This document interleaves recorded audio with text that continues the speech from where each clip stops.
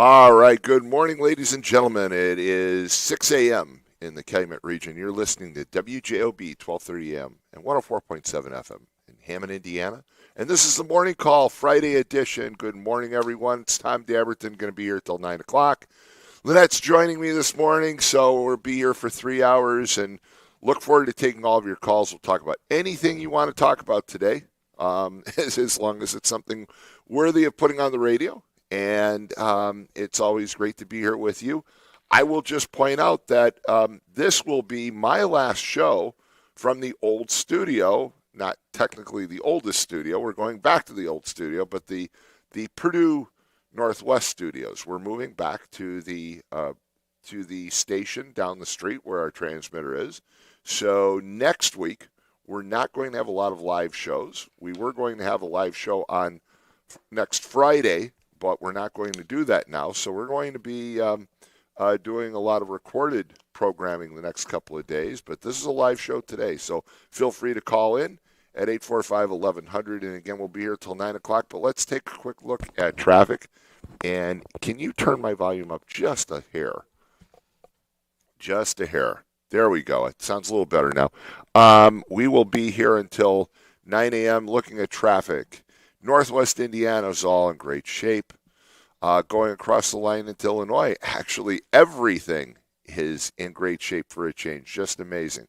Doesn't matter what road you want to talk about. You can talk about the Indiana Toll Road, I-65, 8094, Klein Avenue, the Chicago Skyway, the Bishop Ford, the Dan Ryan, I-57, 294, the Stevenson, the Eisenhower, the Kennedy. They're all in really good shape right now. So if you are traveling, this is the time to be doing it. And with that, let's check in on weather. And I just heard some raindrops.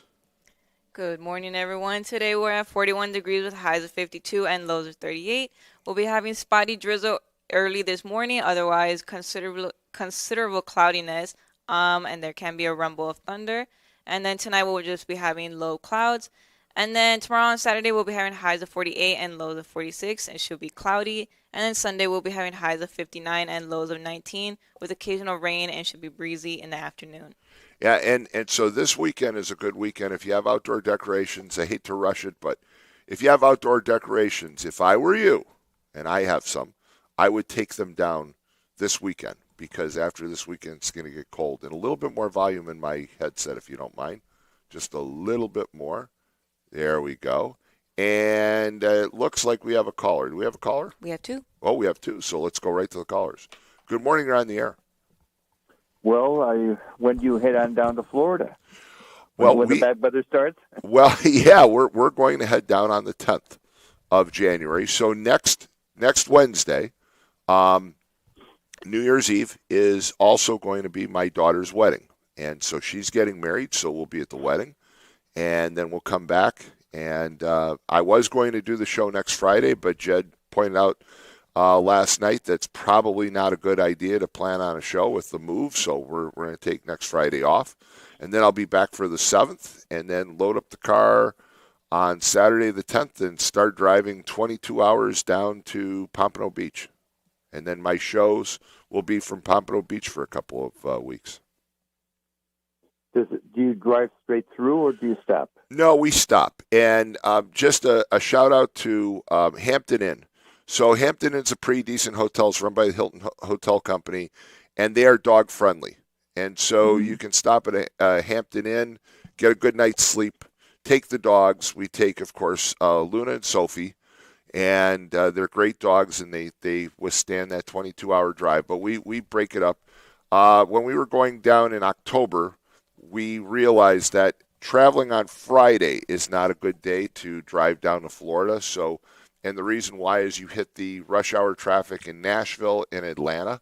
So what we're going to do instead is leave on Saturday and then drive Saturday and Sunday. It'd be a much easier way to get there. Well, we've talked from time to time about the Obama monstrosity being built in Jackson Park. Just ugly, isn't it? Yeah. Oh. Yeah, expensive, and also I think there's going to be a special about it. Maybe I missed the exact time of and date of the special. But I was astounded to learn that they're ripping off 20 acres of good old historical Jackson Park. 20 acres. They sure are. Wow. Yeah, I mean, Walt, I mentioned before when we talked about the Obama Center, when I was at the Museum of Science and Industry, Friends of the Park filed a complaint because we put up signs about shuttle bus parking and remote parking for Christmas around the world. They guarded that park area to the greatest extent possible. And they had their purpose, and I'm not complaining about them. But they took exception because we put some A-frames up that basically said, follow the signs to shuttle parking. And they were upset about that.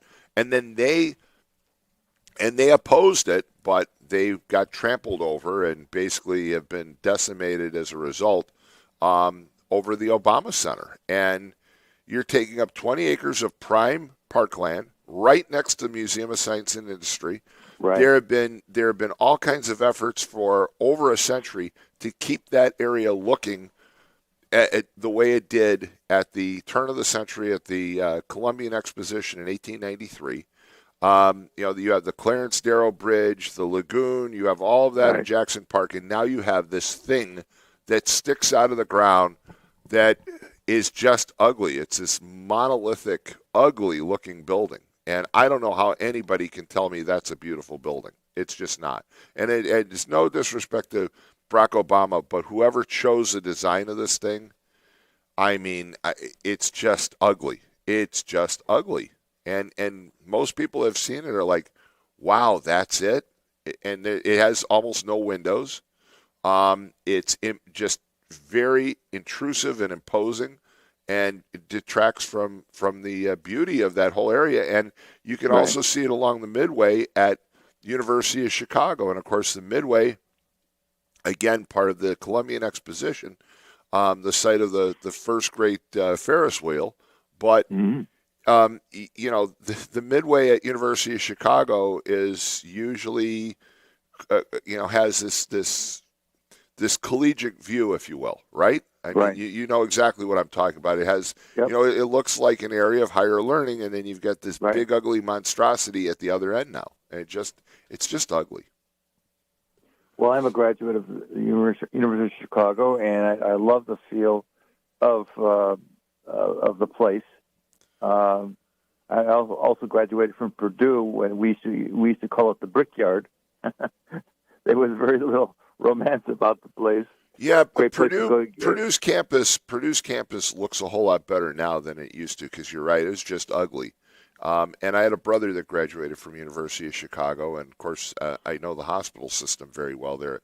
And it was always this, again, had this just very attractive look to it. Right. And now you've got this ugly thing at the other end, and some people say that it's almost like, I've heard jokes and comments that it looks like, somebody giving somebody else the finger over there, and it just sticks out so badly. It may as well be. It may as well be a giant finger, because it just looks that bad.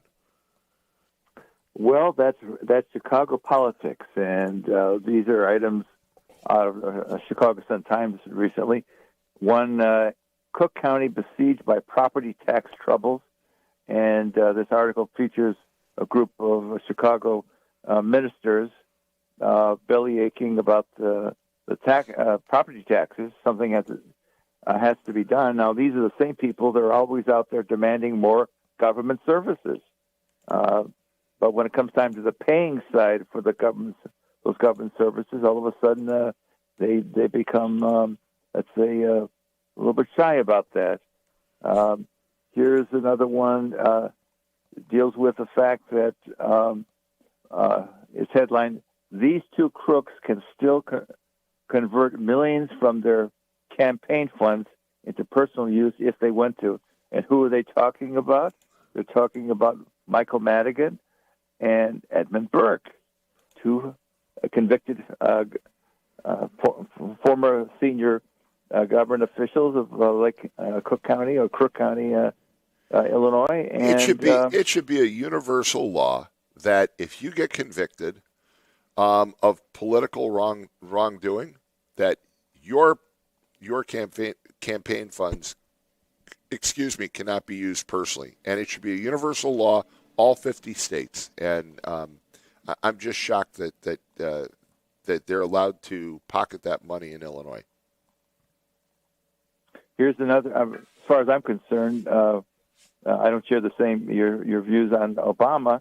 I think, as far as I was concerned, having worked in Chicago in various professional positions, Obama was just, in my view, just another Chicago Democrat politician, and he and a South Sider to boot. He was a creation of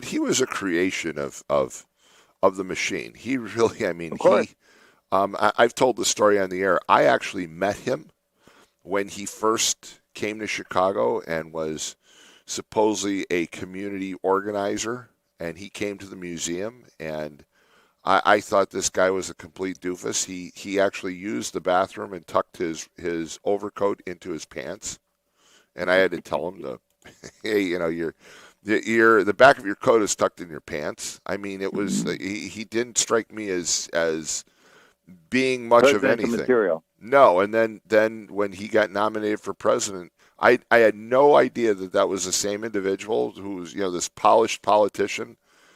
10 years, 12 years later, and my former assistant at the museum, the assistant director of operations, Dr. Carl Friedenberg, called me and said, well, how does it feel to have dissed the future president of the United States? And I said, what? And he goes, and I said, that can't be the same guy. And he said, yes, it is. And Carl used to keep those planner books that back in the day, you kept your schedule in a planner book. Right. And he sent me the pages, and he said, take a look. And it said, Barry Obama, community organizer, referred by Mayor Daley's office. And so we met with him, and that's how the meeting was set up. Here's another piece of the Chicago Sun-Times. This is all very Cook County, Chicago kind of stuff. I've read Chicago Sun-Times and Chicago Tribune all the time that I worked in Chicago. So typical. Here's the headline out of the Chicago Sun-Times. Why does City Hall keep doing business with Obama's old boss who cost Chicago millions of dollars? What a guy. Who are they talking about? They're talking about Ellison. Wait a minute. Elson Davis. Well, again, he was a product of the machine. Yes, and when you first met him, you'd say he's going nowhere, and he became this very polished politician. Whether you liked him or not, he was a very polished individual, and I think his reputation and his legacy have kind of run aground now, and I don't think he has the influence that he used to have by any means, but. That usually happens to most presidents. I mean, take a look. I just read an article again about when Harry Truman left the White House and he jumped on a train and rode the train back to Missouri. Basically no fanfare. They said, okay, goodbye. And he walked down the street with his baggage and went back to Missouri. So things have changed a lot. Now they get, lifetime pensions, and they get, right. Lifetime Secret Service protection, and it's totally different than it used to be. Well, it probably has something to do with the fact that Chicago and Illinois, Crook County and Illinois can't pay their bills.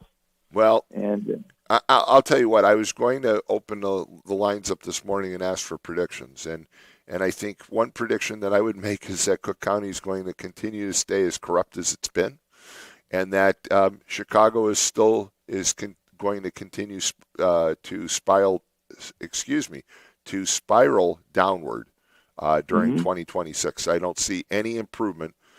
I saw an interview with Mayor Johnson, and he is definitely working at being the worst mayor in the United States, and he's already got the title. I shouldn't say working at it. He is the worst mayor in the United States, but he's going to work at making it even worse, the city of Chicago. He claims there's no crime. He claims that that his financial woes have nothing to do with overspending. It's all that it's a lack of revenue. The guy just can't even figure out a basic budget. Just a horrible, horrible mayor, and it's just going to get worse for another year and a half. Maria Pappas is running. I think Maria Pappas will probably be a decent candidate. I think some others will show up as well. And Brendan Johnson, a year and a half from now, will be out of office because I think their election is in March or April of 2027. So he'll be out of office at that point. But the damage that he does between now and then is going to be considerable and continuing, and it's just sad. So, hey, Walt, thank you so much for calling. We're going to move on to the next caller. Sure enough. Have a great day. 845-1100, we've got another caller. Good morning. You're on the air. Good morning. How you doing? Great. How are you? You're a big Brendan Johnson fan, aren't you? No comment. Could anybody? Let me ask you this: I got too many wonderful friends on this station, all around this area. I'm gonna keep my lips shut on that. Well, but, if he drove a truck, how long would he last? I wouldn't even if he had to come and go to school, or go get tested. He wouldn't even pass. By the way, I was mistaken. The next election in Chicago for mayor will be February 23rd, 2027. So a little bit over a year, about a year and 2 months. So we've got something to look forward to in early 2027 of getting rid of that clown. Well, if he would have to drive a semi like he's running the city of Chicago, they're going to have to get every tow truck, every rollback in Chicago because he's going to just destroy all the cars in Chicago. He sure has. So what's on your mind? What are you calling about today? Well, I heard you first say you heard raindrops. We did. I heard them. Lynette heard them. It sounded like tapping on the roof. You're kind of wrong about that situation because that's not raindrops. That's liquid snow. Oh, okay. You're right. Okay. It's liquid snow. It's liquid snow at this time of the year. You're right. Last year I enjoyed going to Whiting and watching not Mr. Pierogi, but the Pierogi come down that new wonderful flagpole you got. Well, it'll be coming down. It'll be coming down on New Year's Eve, and there's a lot of festivities, a lot of things going on. So, and there will be fireworks. They just won't be lit by Tom Dabertin this year. So, Crazy Kaplan, Greg Kaplan always does a great job lining up our fireworks, and just a shout out to Crazy Kaplan's fireworks for that. Yeah, and the thing is with my health now, I can't drive my vehicle when the sun goes down, so I can't go and do any kind of filming or any kind of festivals when it starts to get dark. So I got to sit at home New Year's Eve. Well, yeah. You know what? New Year's Eve is not the holiday that it used to be. Well, it is now over there in Whiting. It sure is. Well, we do have the pierogi drop. We have the pierogi drop, but people going out and going to New Year's Eve parties and that type of thing. That's a custom of the past. It's not a huge custom for younger generations, and we've got the resident representative of younger generations, Lynette. What do you do on New Year's Eve? We just go to my cousin's house, celebrate, have a party. Yeah, see, it's not quite the way it used to be. People going out. I mean, your friends don't go out to these great big gatherings in Chicago and that type of stuff. And yeah, that's kind of gone by the wayside. Go ahead. Are those Busha ladies going to be putting red lipstick on Jed's cheeks this year? There will be. Well, Jed won't be there. Jed won't be there, but there will be Bushas there. Some of the Bushas though won't be there because some of the Bushas will be at my daughter's wedding. So. Yeah, well, the thing is that they used to always dance and stand in front of the window at the station on Indianapolis Boulevard. I wonder, no windows. They're going to have to do all that stuff inside the old wonderful JOB. Well, yeah, it'll be fun to go back to the old station. In many ways, I could guarantee you'd never hear liquid snow or raindrops on top of that roof. It is a bomb shelter, no doubt about it. So Well, it'll be a different setup. maybe MX could get. 'Cause I think there's what, four of them Usha ladies. They always come by JOB. I don't know how many of them are. Maybe MX could get them all a moped, and they can open the front and the back door of the old station, and the Ushas could just drive right on through the old station.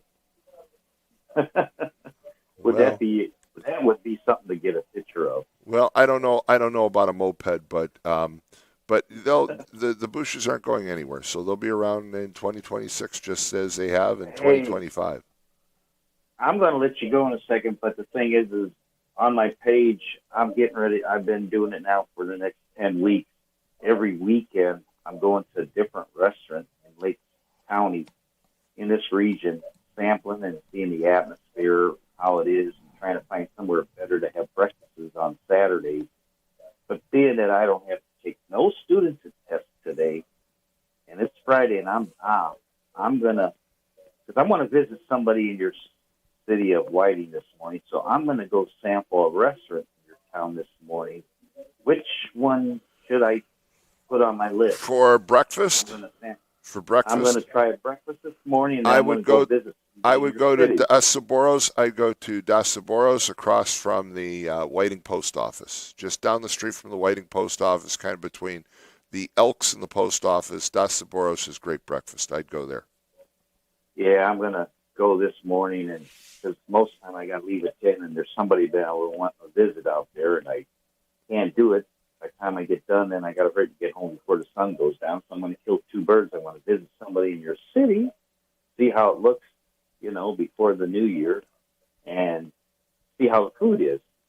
But the thing is, I'm going to let you go so you can take your break, and you and her can yakety yak, and all the other callers can yak. But it's too early in the week. But if you go out New Year's Eve, everybody just be safe, be careful. If you do choose to drink, let somebody else have the keys, and please don't drink and drive.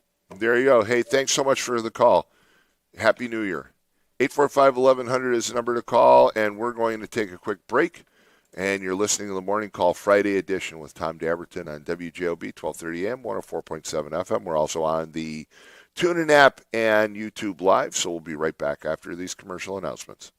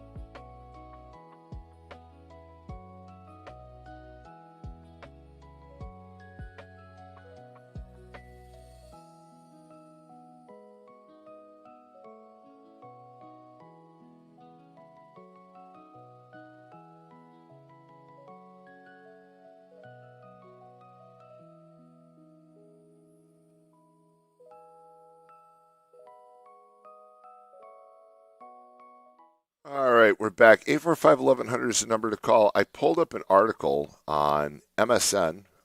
It is an article out of CBS explaining the Obama Library. And just a couple of things. I said before that it almost looked like somebody giving the south side of Chicago the finger. Well, it's supposed to represent four hands coming together. Now, I'm looking at the photos of it right now, and I don't see how that looks like four hands coming together. You really, really have to be stretching the imagination on it. And reading the comments by Valerie Jarrett, who is the CEO of the library, she says that they asked her about the cost overruns. Basically, the project has ballooned from somewhere originally estimated to be about $300 million to $850 million. And her response to that question was that it shows the strength of diversity and the value of diversity. I don't know that Valerie Jarrett ever took an accounting course or a finance course or an economics course, because that's like the dumbest argument I've ever heard. So in other words, I get the idea that it incorporated diversity into the planning and into the construction, but to say that that is an achievement of diversity by creating massive cost overruns is just beyond me. I don't get this one, folks. 845-1100 is the number to call. You talk about the Obama Library or anything else.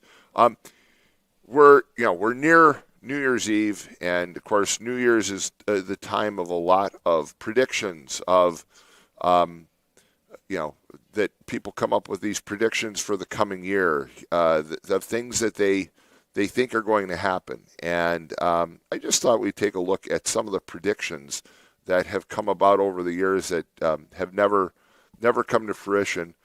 Lynette, do you ever take any stock in any of these predictions of things that are going to happen when they come out with them in the coming year? I don't, but I like hearing about them. So, for example,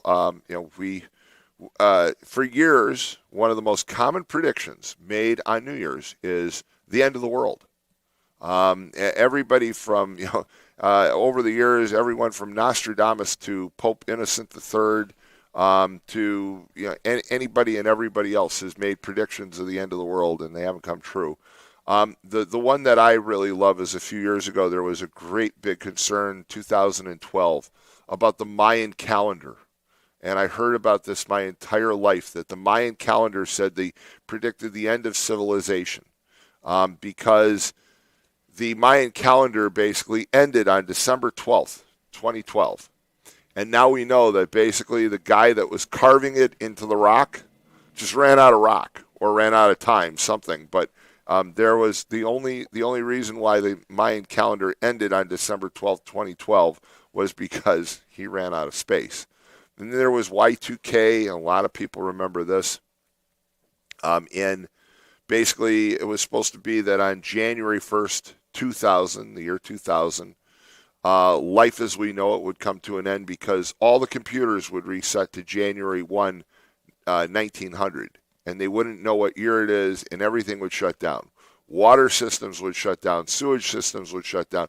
The air traffic control system would shut down. All these archaic computer systems had not been updated, and you're not old enough to remember Y2K, but we heard about it for years and years. Everybody had to buy new computers, new cell phones, new everything, because if your item had the old language in it, it was going to quit working on January 1st, 2000. Didn't happen. And then, thanks to a lot of people, but I always like to pick on Al Gore, there was the prediction of climate change and how climate change was going to basically be the undoing and the end of the world. And actually, I found something from 1964 where they predicted that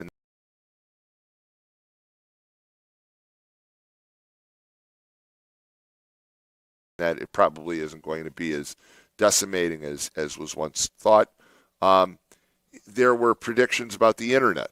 The internet was going to change people's lives. It was going to make us the smartest people to ever walk the earth. you know what? If you read social media, you kind of get the idea. We're not the smartest. In fact, social media yesterday was filled with people who were upset because stores were closed on Christmas and they weren't given proper notice. I mean, really, folks, Christmas has always been a time when stores are closed. There was someone who posted yesterday on the internet, they were upset that White Castle was closed. White Castle always closes. I grew up in, the shadows of White Castle. The Whiting White Castle has been there since the 1930s. It always closes on Christmas Eve and Christmas Day, and people were upset about it. It's never done that before, and it's like it's done that for decades. No, you don't know what you're talking about. And it's like, really? So, again, the internet, all you have to do is look at social media to find out that we're not the smartest generation in history. There was a prediction in 1966 by Time magazine that called The Futurists, and it looked forward to 2000, and it claimed that the idea of online or remote shopping would be a complete flop, and they predicted the demise of the Sears catalog and the Montgomery Ward catalog, J.C. Penney's. Two of the three are basically gone now, of course, store chains. J.C. Penney has online shopping. But the idea of remote shopping in any way, shape, or form was going to disappear completely because people like to get out and handle merchandise, and women especially enjoy shopping because it's an opportunity for them to break the bonds of housekeeping and go out and enjoy the day. And so that was a prediction from 1966. Automobiles in 1903, they were predicted to be a fad because the horse was here to stay. In 1939, it was predicted that self-driving cars were just a few years away. This is 1939, and it hasn't happened. So we'll go through some more of these, but we've got a caller, so let's take that call. Good morning, you're on the air. Good morning. Hello? Good morning, sir. I'm sorry. That's okay. Apologize. Go ahead. I apologize. Isn't it weird, these so-called fads that they say, in other words, working at home, it's going to be the everybody's going to do it, it's going to be productive. They've done studies, and they found that you're not as productive when you don't dress up, get amongst your colleagues, interact. It's not as good as we think. In addition, I've talked to some of my nieces and nephews that in the financial world, and they're basically working at home. You're monitored. It's not like you could go to the beach while you're supposed to be working. You know what I'm saying? So some of them don't like it. You're absolutely right. And in fact, I had this discussion with someone the other day. I have a closet with about well over 100 ties, and I very rarely wear a tie anymore. And right. I always felt that dressing for success had value. If I was dressed appropriately, I felt better about the work that I did. I just did, and I agree with you wholeheartedly. The prediction that everybody was going to work from home. Remember the prediction in the 1990s under the Clinton administration. Everybody was going there. There wasn't going to be manufacturing left in the United States. Everybody was going to become an investment banker. Exactly, and it was frustrating. Even locally, I would hear people just poo-poo the trades. People, with jobs that people had to actually physically be present. You know what I mean? Everybody's not a programmer. And, everybody's not looking at a spreadsheet. What really bothers me, Tom, it's like we act as if creating wealth is service sector anymore. Service sector is more important than manufacturing. Making something, making a product, shipping a product. It's almost as if society is just put that to aside, and I think it's to our detriment. I used to hear Walt on these very airways constantly, as the professor that he is, retired, talk about light manufacturing is important, which was so true. But all I heard was how it's all about working at home. It's right. All about going to your hot yoga in between your business. No. And who actually thought through those kinds of claims and predictions? I mean, the idea that we didn't need people to go into the trades. Okay, that's great. Well, how are they going to build your home then? How are they going to build, again, how are they going to assemble cars? How are they going to manufacture the things that we use day in and day out? I've got a water bottle right here. You know what? Somebody's got to make that plastic bottle. Somebody's got to make that cap. Somebody's got to fill these bottles, put the label on, but it was all going to be done overseas, I guess. And, shipping water from overseas, I don't even want to drink their water. And so many people, that was fine to them. We have these elites in this. That's okay. Listen to this immigration stuff. And I'm not getting on that tangent, but it's as if no one could get their hands dirty anymore. That's a native-born American. It's beneath us. I mean, that's probably the problem I see of society today. It's like, you joke a lot, and I'm going to get on a little bit of tangent here. I've seen a gentleman out of the city of Gary. He has an annual bike drive for children. He gets bikes. He's a steel worker, and it's a good, noble cause. But I thought to myself, Tom, this is honest to God truth, and maybe it's an old man theory in my head. Do children ride bikes today? And it's a serious question. I'm not talking about the bike trails. I'm a biker, as you and Jed, and I got that. I'm talking about the kid, the 12-year-old kid on the sidewalk or on the street. Is it just me, or do you see less and less and less today? I agree with you. Or is it just me as an old man? I agree with you. You don't see kids riding bikes like they used to. Right. Back in the day, I can remember being on 119th Street and store owners coming out and saying, "Hey, you kids can't leave your bikes piled up in a, we'd leave them in a pile on the sidewalk," and they'd say you can't do that because you're going to block traffic, pedestrian traffic. But every kid rode a bike. You don't see kids riding bicycles like you used to. You do see them. You do see some on trails, and when they become adult, bicycling has probably never been more popular for adults. But for kids, you're absolutely right. You really don't see kids riding bicycles. And just on a note, are you on this so-called bandwagon that the Bears are moving to Northwest Indiana? Well, the Bears aren't moving to Northwest Indiana. We're being used. We are being used as just for leverage against the state of Illinois. And what's the old saying? Fool me once, shame on you. Fool me twice, shame on me. But we got people locally that are just buying it hook, line, and sinker. And don't get me wrong. The political class, I don't blame them one bit. If I got my name out there as a city or town, God bless you. You're doing what you should do. I'm going to put my name out as a city or town. I'm going to put it out there.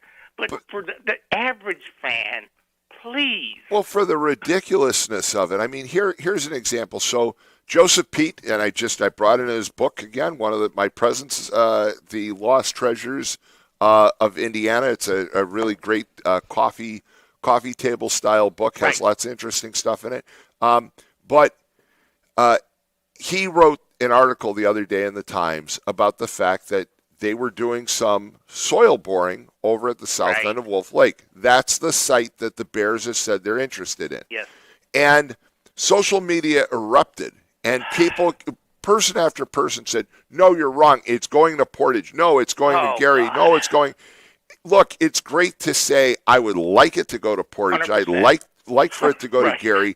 But the facts is the drilling rig is still out there. Right. It's still there. And again, it's all a ruse. You hire a drilling service, go out, do some soil borings. They're going to come back and say, yep, it could support the building of a stadium. That's great. I have a friend. I just love the insiders. They know the. You know how many times, Tom, over the decades, that even my dad, quote unquote, I seen the plans. Oh, plans mean nothing. You know that, right?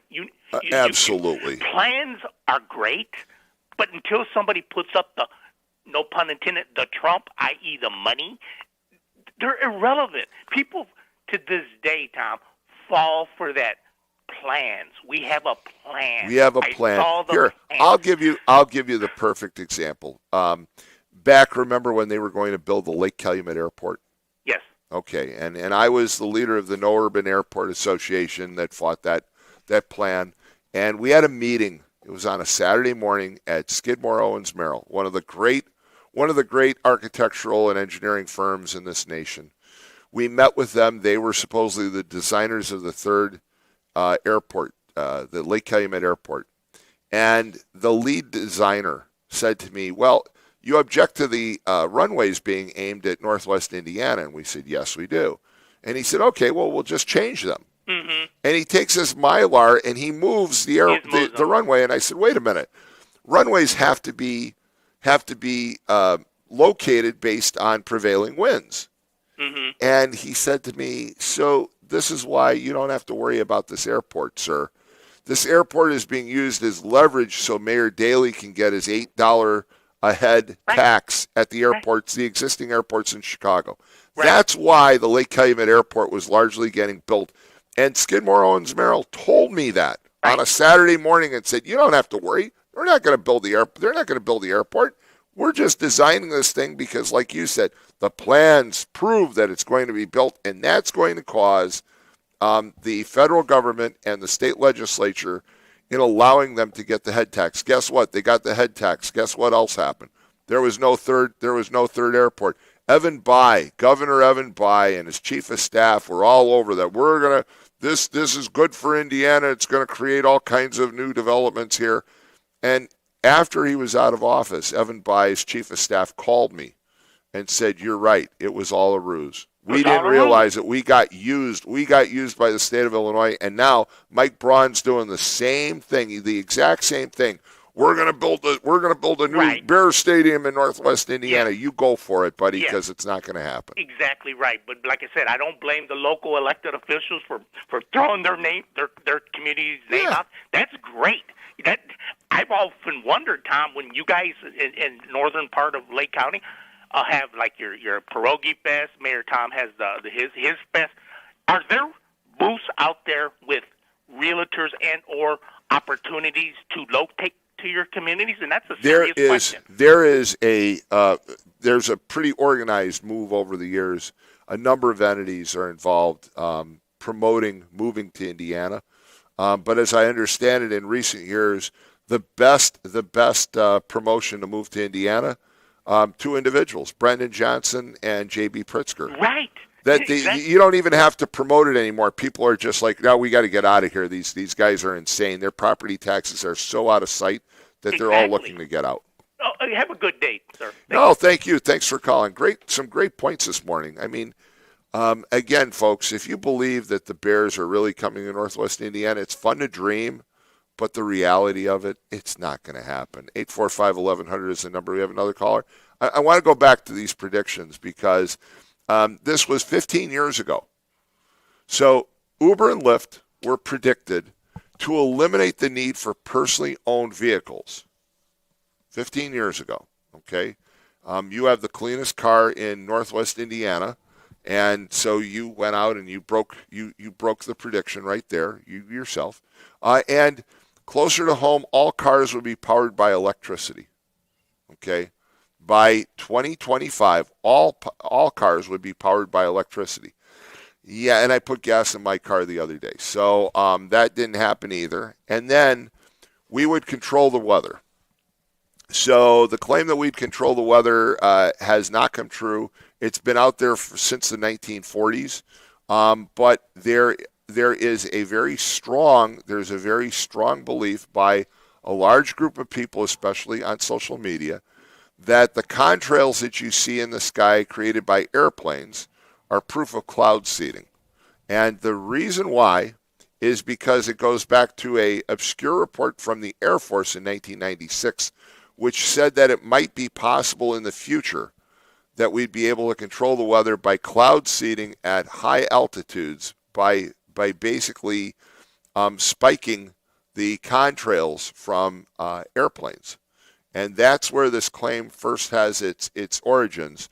And the report from 1996 said that if they started working on it then, they could probably start controlling the weather by 2023. Well, lo and behold, somebody in 2022 found this obscure report and started claiming it was true, and there are a lot of people that believe that. So there are some predictions that have not come to fruition in 2025 and won't come to fruition in 2026. But if you have a prediction like the last person called, feel free to give it, especially as it relates to the Bears. again, I'll predict right now the Bears are not moving to Northwest Indiana, folks. It's not that I don't support Northwest Indiana. I still do. But the reality of it is it's not going to happen. It's just a ruse. It's an opportunity for the Bears to put some more pressure on the city of Chicago and the state of Illinois to get the deal that they want.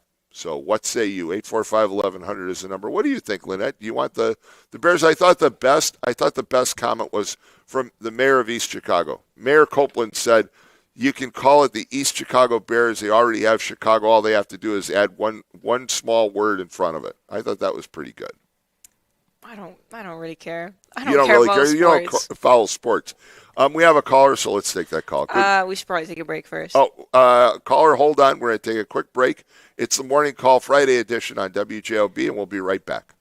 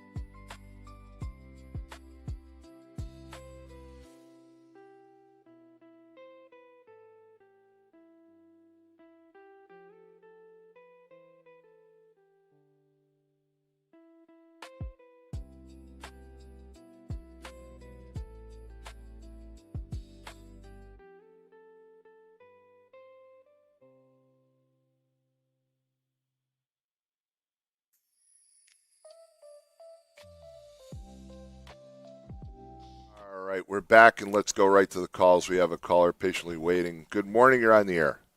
Good morning, Tom. I missed what they said about you guys moving back to the old studio. What happened over there? Is Mont gone? So we're moving back to the old studio.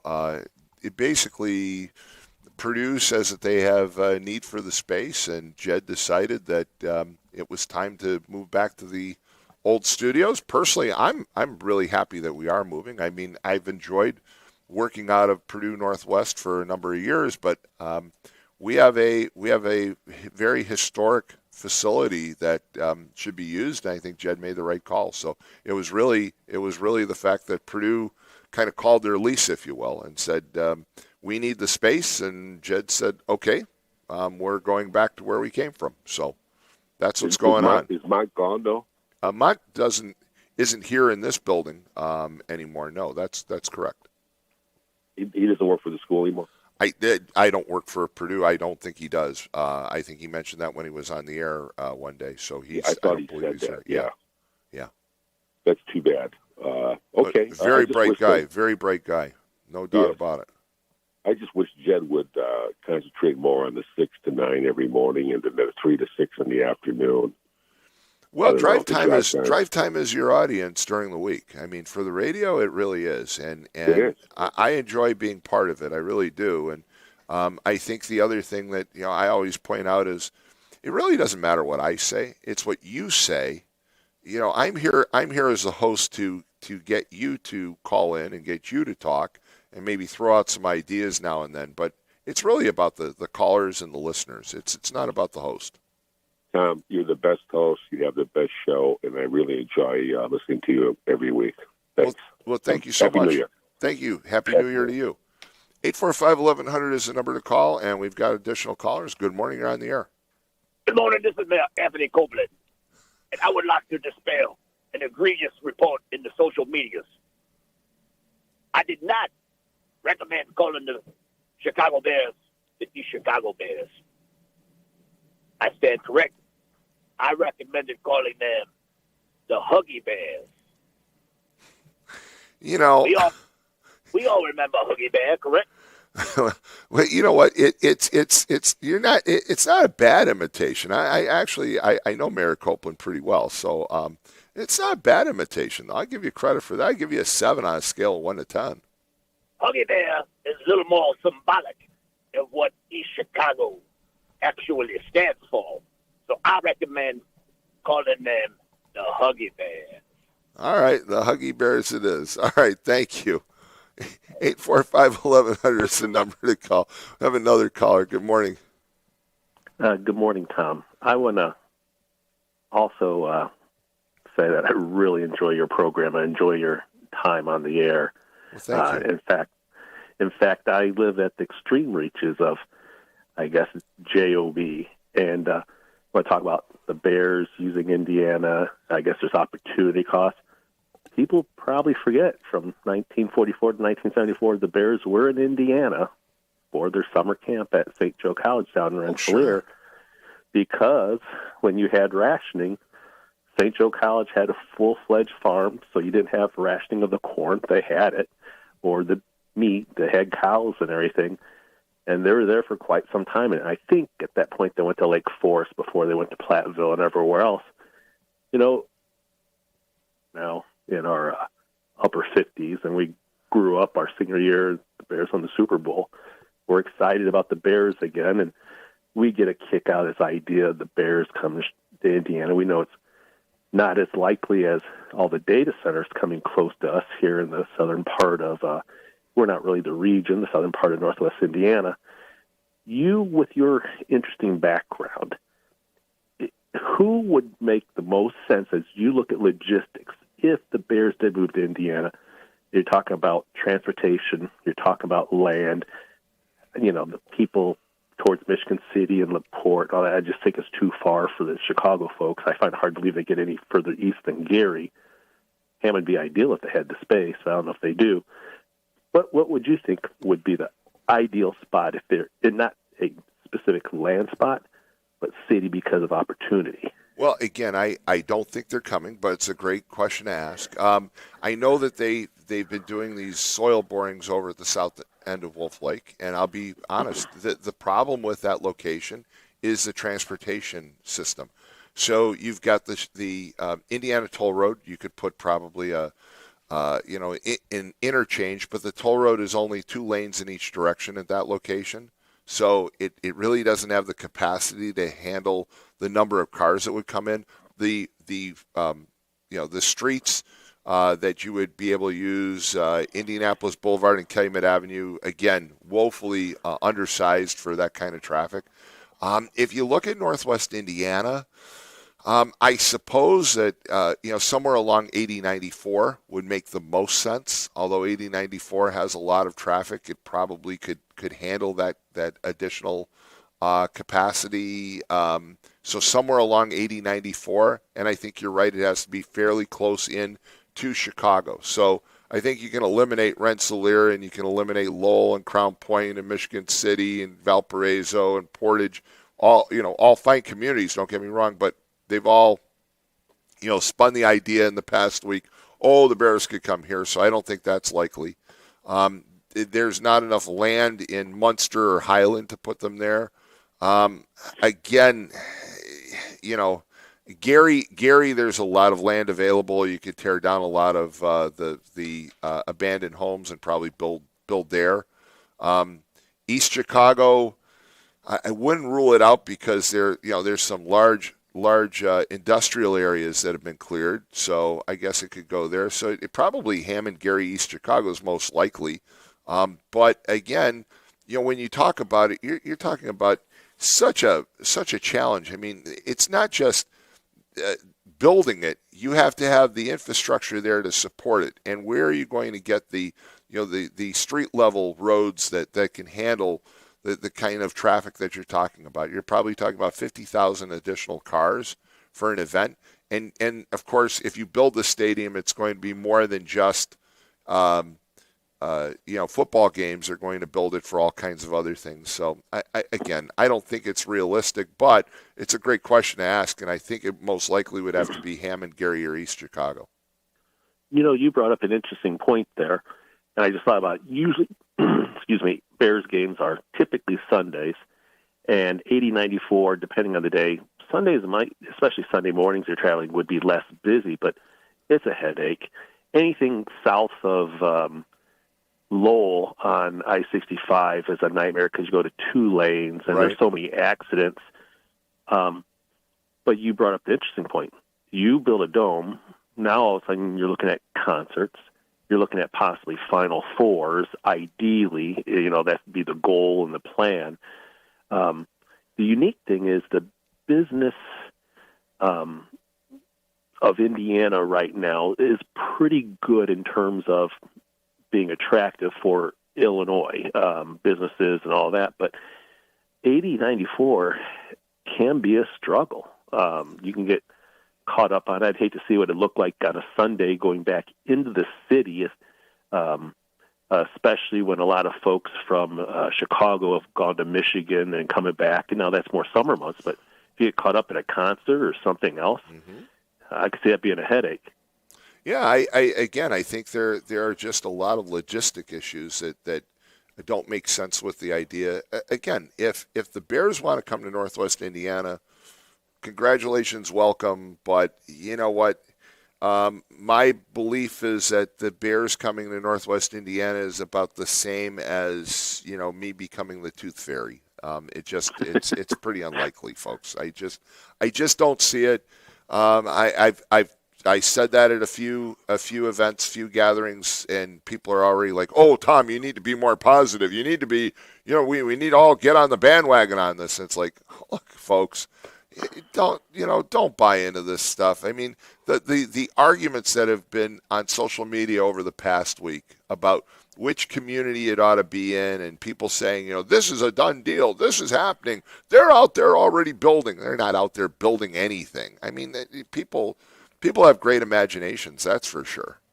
I read one post on the, what's going on in Hammond site, where the person swore up and down that they're already building the stadium at the south end of Wolf Lake.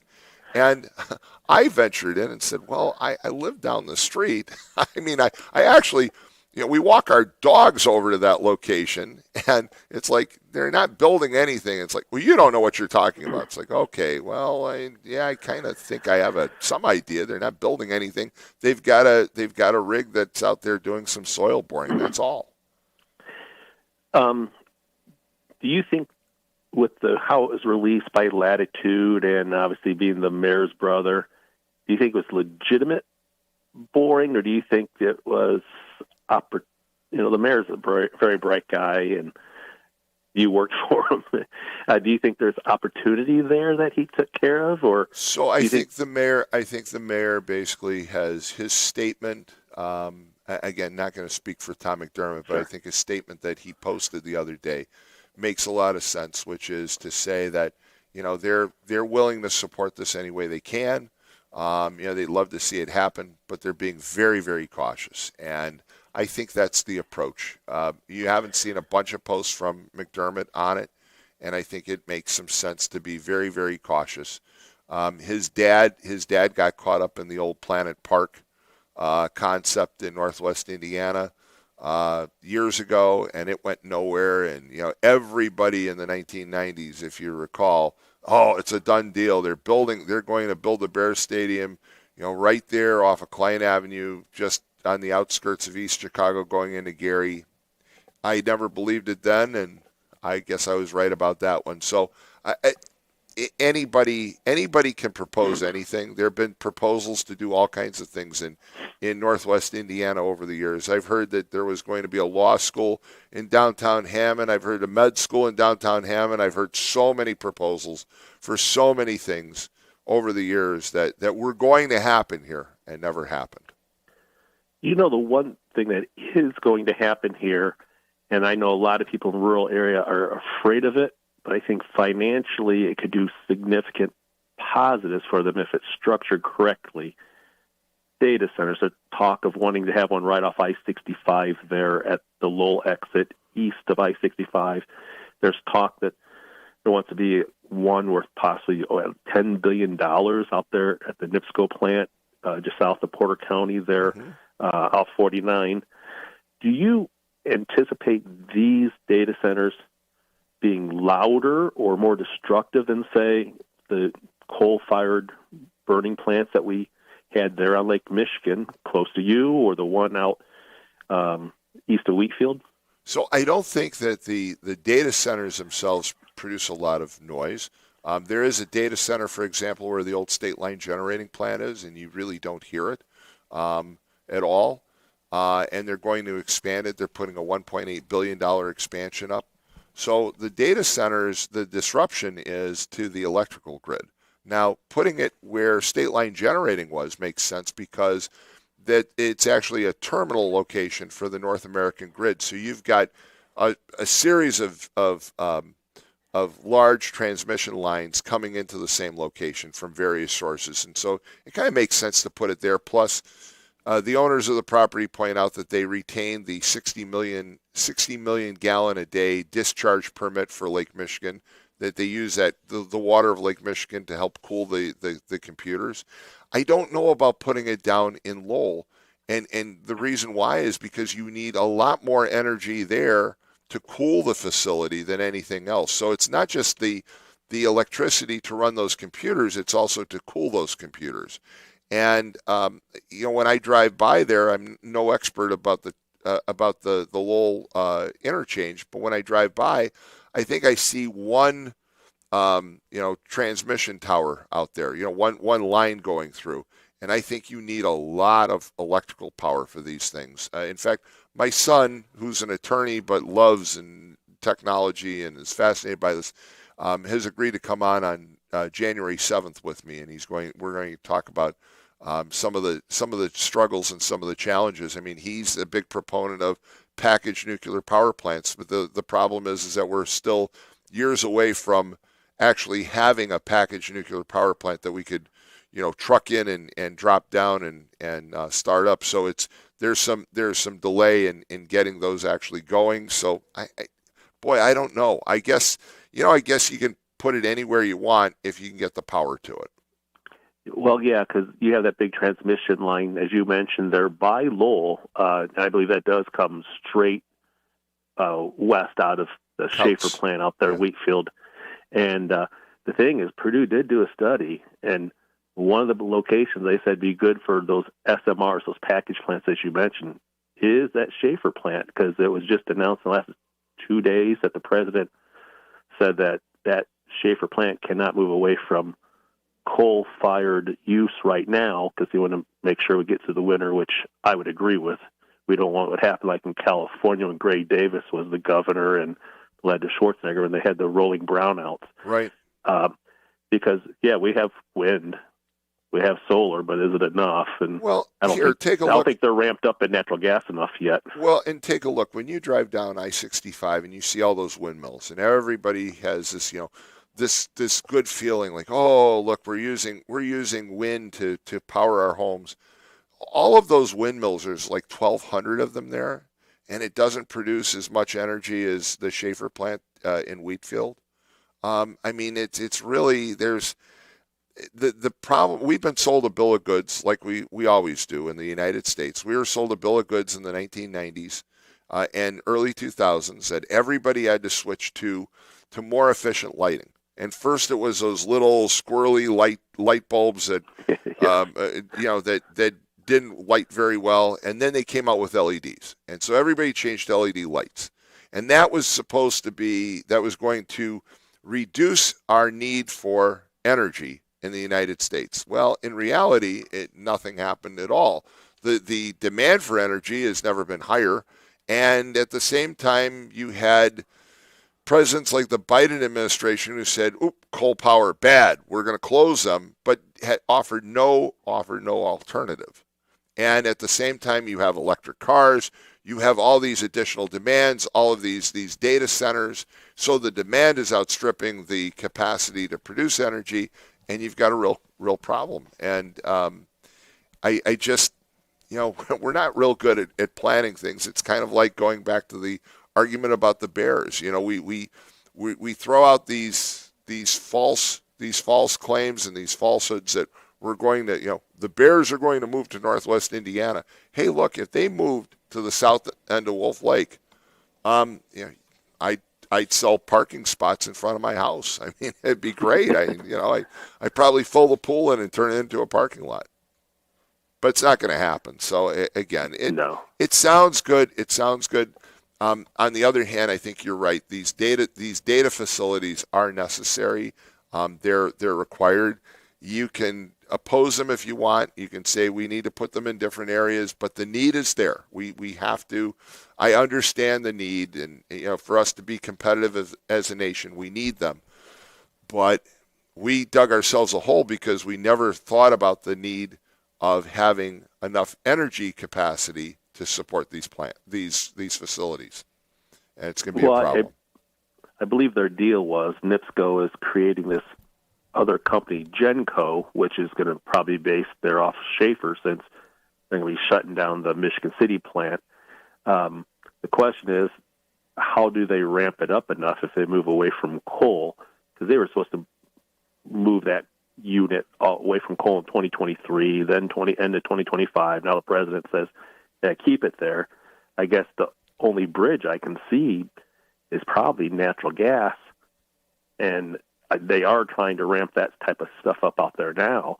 The issue is it ready? And I would be shocked if they can move away from the coal even by end of March or whatever the president told them they had to go to, because I don't know what type of outcry there would be, but people will be upset if they're not able to run their air conditionings if it's 100 degrees or 95 and 90% humidity. Right, and don't forget that when you say, we're going to use natural gas, well, natural gas is used to heat a majority of homes in the area, and you're going to drive up demand for natural gas, which means when you drive up demand, what happens to the price? Oh, it goes up. And so it's a difficult situation to be in, and I think Genco is also part of the initiative for NIPSCO to examine packaged nuclear power plants. And the state legislature or the state of Indiana has given utility companies in Indiana the ability to explore new forms of energy, specifically packaged nuclear power plants, and all of the costs associated with that exploration can be passed on to their current customers. It's in state law, and so think about it. You work for NIPSCO, you work for Indiana, Indiana Power and Light, and you can explore and you can basically evaluate whether you want to go into packaged nuclear power plants, because you don't have to pay for it. Your customers have to pay for it. Well, the problem is, I don't think the Regulatory Commission, I think it's very rare that they ever turn down NIPSCO when they want to increase rates. And, yes, for the workers it's nice because they continue to make nice salaries. For the executives, they make a pretty good living. But, at what point does a retiree able to keep paying a higher bill? Well, and again, I'm not picking on NIPSCO by any means. I've got lots of friends that work there, and I think they do what they can do. And again, if the legislature says to them, hey, if you want to explore nuclear power, go for it, and you can bill your customers, and they pass a state law that says that, or a regulation that says that, you can't fault them. I think you have to fault the state of Indiana. I just think that when it comes to energy consumption, it far outstrips the amount of energy production that is available and is going to be available in any short period of time. Again, there are some solutions, there are some ideas out there, but it's not readily available right now. And I just think that we, once again, as a nation, we haven't thought through our needs and come up with solutions. And we'll get there. We always do. The United States always seems to pull it off. But the misery that the situation that we're currently in and entering into is going to be pretty bad. As you said, do you want to give up, turning off your air conditioner or not being able to turn your air conditioner on because there's a brownout when it's 95 degrees and the humidity is over 90%? I don't. And unfortunately, these data centers have the ability to suck up massive amounts of energy that we can't produce. And, somebody's got to work the switch and say, we can't shut down that data center because it's paying millions upon millions of dollars a day in energy use. So we have to shut it down somewhere else. And that might be your home and mine. Mm-hmm. It's a challenge, no doubt about it. You have a wonderful wedding and Happy New Year. Well, thank you. Thank you very much. Again, my daughter's getting married on New Year's Eve and looking forward to it. And thank you so much for the call. Have a great day. You bet. Bye. Get the signal that we've got to take another break, so you're listening to the Morning Call on WJOB. Friday edition with Tom Dabertin. We'll be right back after these commercial announcements.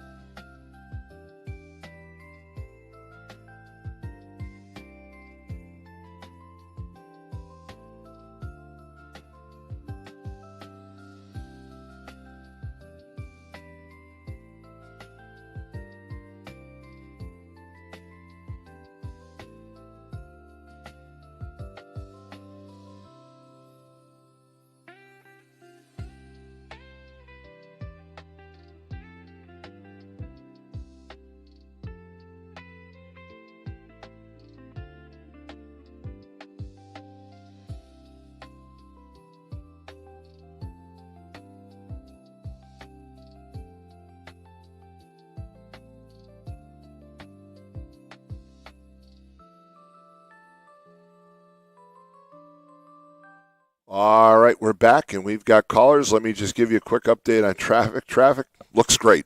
Looks great, folks. If you're traveling anywhere in Northwest Indiana or the Chicago metro market, it's great. No problems at all. Lynette, how about the weather?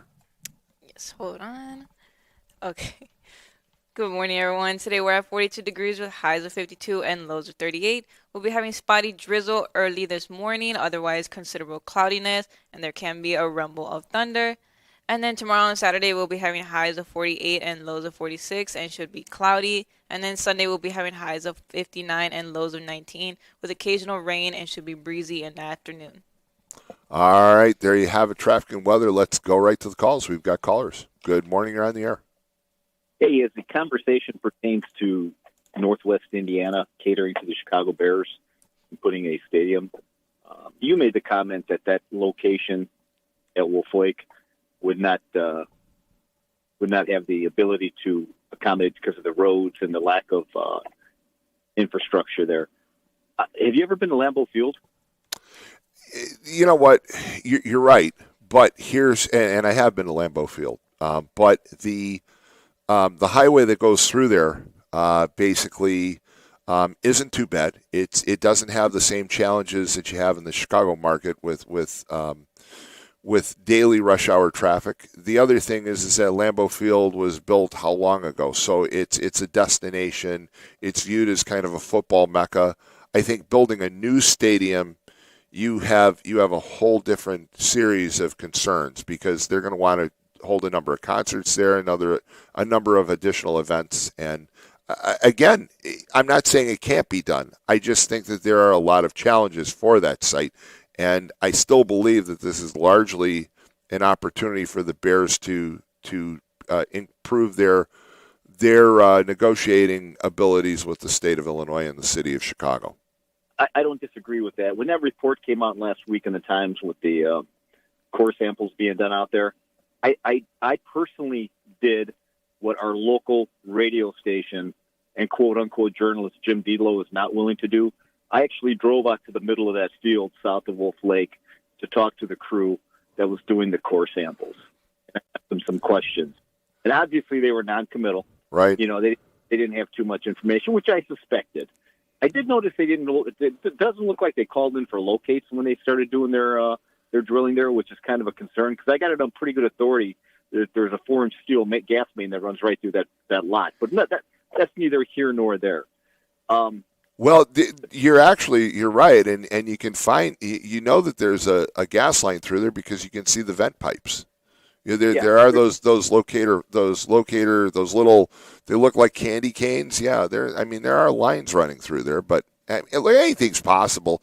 I mean, you can encase those lines. You could relocate those lines. You could do all kinds of things if you really wanted to. There's water lines that run through there as well. You could move all of that if the price is right, I guess.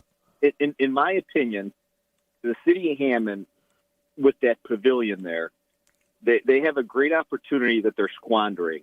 That's already a grossly underutilized facility as far as I'm concerned, with concerts and things of that nature. I agree with you there. But the biggest sticking point with a quote-unquote Wolf Lake location, they don't have the real estate there to accommodate such a build. There's no possible way they would be able to put a stadium and everything that goes along with it at that location. So to think it's going there, it's ridiculous. So in that article, if you were going to build on that site, you would have to go south. The overall development would have to stretch south of 129th Street. So You're familiar with that location. So what do you have south of 129th? You have Dover Chemical.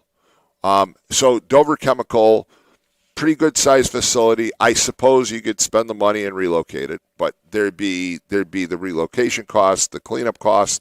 That would be a real challenge. And then what do you have just south of 129th Street? You have this very large substation for NIPSCO, right? I mean, it's probably 75 to 100 acre site. So you'd have to relocate all of that. You got the military installation there, and you got the napalm factory there, in close proximity. Yeah, I mean you've got all that. Look, a friend of mine owns LNS Electric, Ron Lubis, and I hope he doesn't mind me doing a shout out to him. but Ron's a great guy, and he has his operations over there, L&S Electric.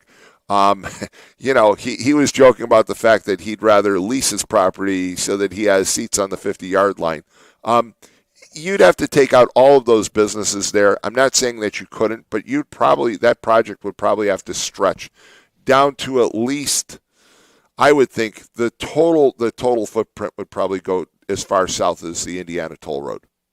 The water table there is pretty bad as well. So yep. that would have to factor in. So to think it's going there is like I said, that article was nothing more than Tommy and his brother seizing an opportunity to get their name in the paper. It was nothing more than that. I'm a firm believer in that. I am going to be a little bit selfish. If they are moving out of Soldier Field and it came down to a Northwest Indiana facility or Arlington Park, I would much rather them come here, not at taxpayers' expense. Right. I'd much rather them come to Northwest Indiana than me to have to trudge 2 hours up to Arlington Park to go watch there. And I agree with you, but here's another factor that kind of bothers me. So there have been a lot of projects that I'm aware of that have been bandied about in Northwest Indiana, and there are lots of developers that want to do things here. The state of Indiana generally says they don't have any money to invest in those projects. Okay, just the whole idea. In fact, you remember when Mayor McDermott went and publicized that Mike Braun was having his fundraiser in downtown Hammond? A lot of that had to do with the fact that McDermott couldn't get the governor to make funds available for development. Some of the development projects that are some of the developers that are interested in building in Hammond, for example. So it kind of drove home the point that, when you talk to the state, they don't want to put money into Northwest Indiana, but then Mike Braun is all over the place when he's like, oh, we're going to come up with the money to build a Bears stadium. And to me, it's like, why are we going to fund private ownership of the Bears? We're going to make them even, we're going to enrich them even more than they are. We're going to build this stadium for them, but we don't want to take an incremental approach that if Hammond or East Chicago or Gary or Munster, Highland, you name the community in Northwest Indiana, if they can get a new facility that wants to move from Illinois, the state of Indiana basically says they don't have the money, but when it comes to the Bears, well, we've got money. Right. Yeah, hey, one last point, Tom. Sure. I know Mayor Copeland called in earlier, and he suggested calling the Huggy Bears. Wasn't Huggy Bear like a pimp or something from Starsky and Hutch? That was the shtick of the call, but I give the person credit. It was fairly funny. They got a few words out that the how can I say it, the imitation wasn't horrible. The imitation wasn't horrible, but I would love Mayor Copeland to come on. I want him to come on in this next year in the spring and talk about the beautification in East Chicago, because there is no community in Northwest Indiana that does a better job in beautifying its community lately. If you go down Columbus Drive, for example, it's a garden. It's amazing what he's done, and I'd really like for him to get some credit and talk about it. But think about the fashion opportunities. If you call them the Huggy Bears, can you imagine Caleb Williams walking into Soldier, or whatever they're going to call it? Because they make a big deal out of how these guys are dressed walking in on game day. The wardrobe opportunities are colorful and endless if you call them the Huggy Bears. Yeah, I'm going to go over to the village shopping store over here on Kennedy Avenue and buy out all the old clothes from the 70s, because you're right, there'd be a possibility I could maybe be the official source for attire for Bears players when they show up, if they call them the Huggy Bears. I agree with you. Polyester bottoms forever. Absolutely, and don't forget the leisure suit. Happy New Year, buddy. You as well. 845-1100. We have another caller. Good morning. You're on the air. How you doing, Tom? Great. Happy New Year. Yeah. Hey, we're coming up on a new one. Yeah. You all excited? All excited about the Bears coming to Northwest Indiana? Well, to tell you the truth, I think you conflated a couple of things here. No, the first thing is you're right. This whole thing it's a gambit.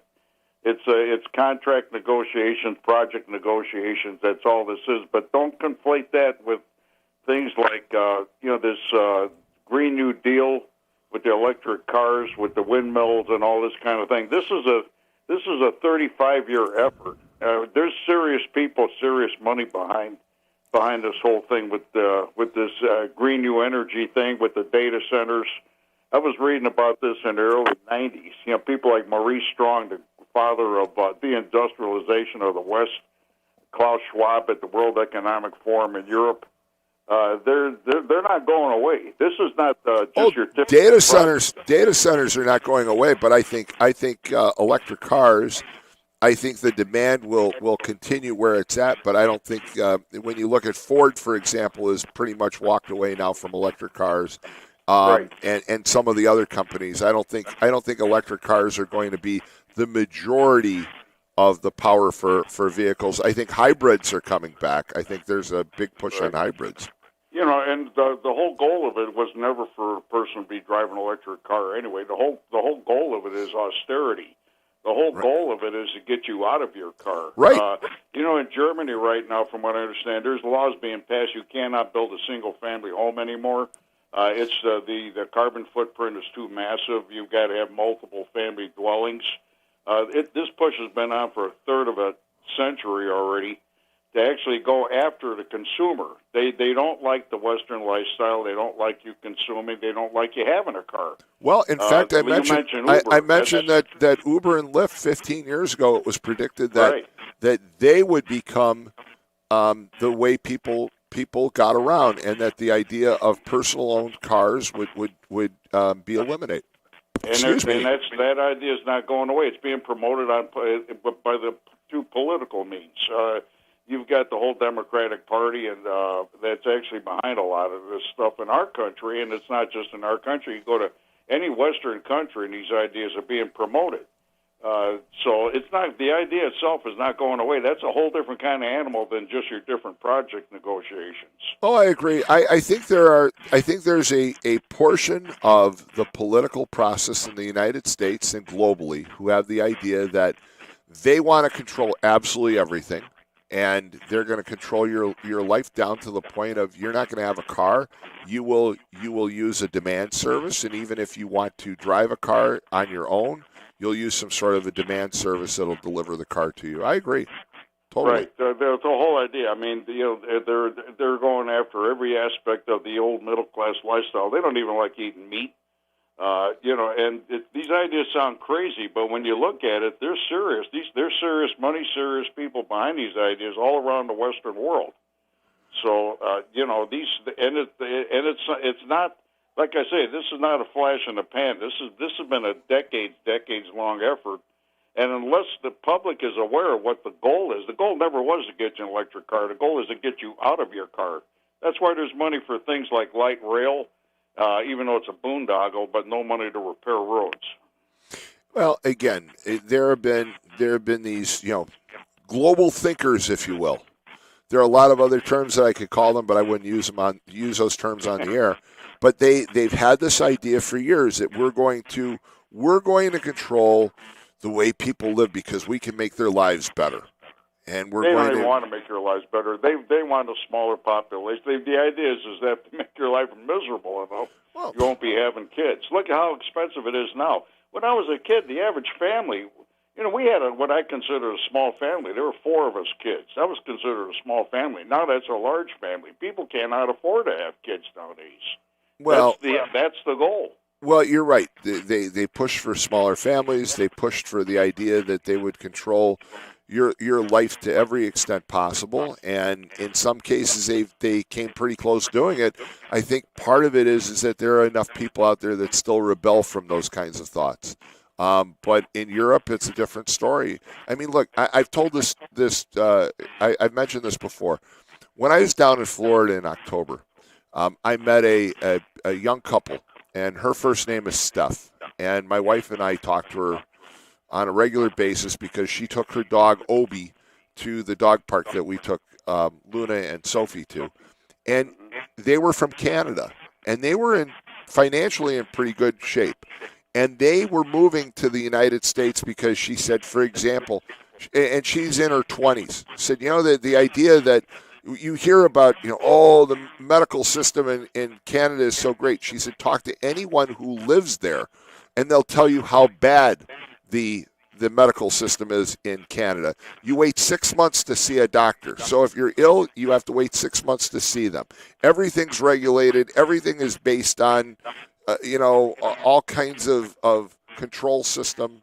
And she said they tax you for absolutely everything. She said before you know it, they're going to tax you on just the idea that you rolled out of bed in the morning. So this was a young couple that had a great future ahead of themselves and said, we can't live there because of the control that the government wanted to have. She said socialism is alive and well in Canada. Right. It's forced austerity. And again, even in our country, Donald Trump, he's a throwback to actually mid-20th century thinking on that, and he's taken a lot of flack for that. But that's one of the things that's held us at bay in our country, because you've got the same kind of people that would love to. They just signed that MAID law in Illinois for assisted suicide. That's right. Don't believe me. These same people that are promoting these ideas are right here in our country. There's a tug of war going on right now between which way our country is going to go. They'd love to get us into the same mindset as these Western countries like Germany, Canada, Australia, England. They have a lot and those countries have a lot of problems. I will say this: if Donald Trump really wants to be a success and make a difference, he needs to learn to shut up. He just does. If he could just curb some of the things he says, he turns off 5 to 10% of the population. Right. Just by the things he says. He's not perfect by a long shot, but he's the only guy we got in this fight, as far as I'm concerned. Maybe DeSantis down in Florida might be the same kind of thing, but not the only guy that's really championed the rejection of these ideas in a big way is Donald Trump. I know he's not perfect.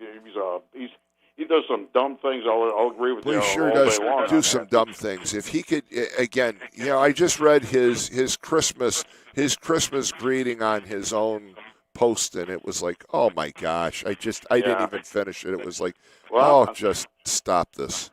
I'm still trying to understand why he wants to start building battleships again.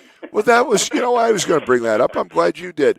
Look, I'm fascinated by the Io-class battleships. And by the way, he said that these ships would be the biggest and largest ever built. Well, he's talking about building a battleship of 40,000 ton displacement, and the battleships, the Iowa-class displaced 60,000 tons. So he's wrong there, but why do we need battleships? I mean, you could do the same thing that he's talking about with a surface ship.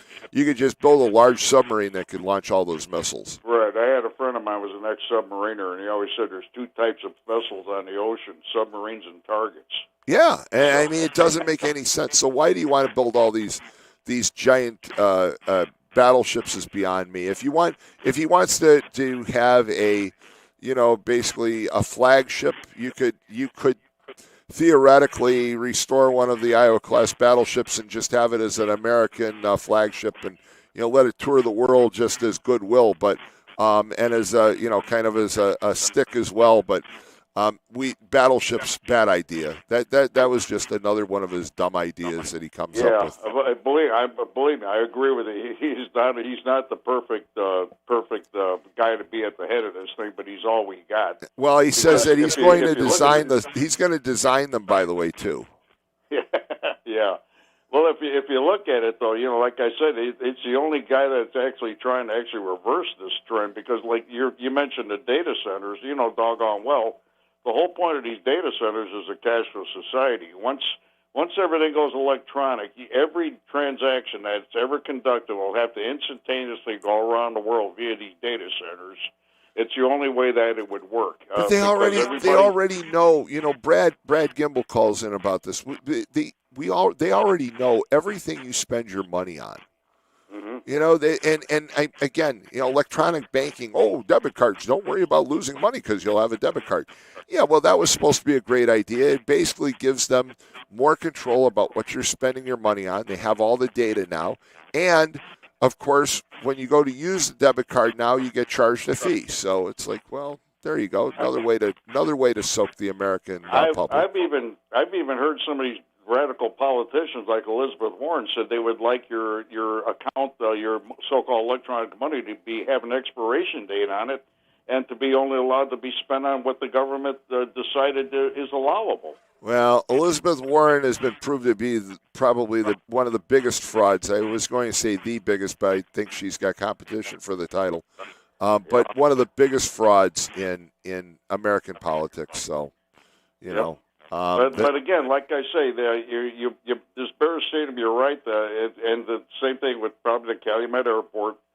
A lot of this stuff are just different gambits that are thrown out there trying to swing a deal. But that's a big difference between that and, like I said, decades-long drumbeat and movement to actually destroy individual freedom and the Western lifestyle and force austerity on people. Because this whole Green New Deal, the electric cars, all of that is just meant to actually, and like you mentioned, the social medicine up in Canada is basically all about control. All about control. And again, this young woman said, by the way, when it comes to cutting-edge procedures in Canada, when it comes to treating things like cancer and heart disease, she said it's non-existent. Right. So. Well, wasn't it Zeke Emanuel mentioned that by the time somebody's 75 years old, you actually burned out your usefulness to the state, and you might as well just die? Yeah, I mean that was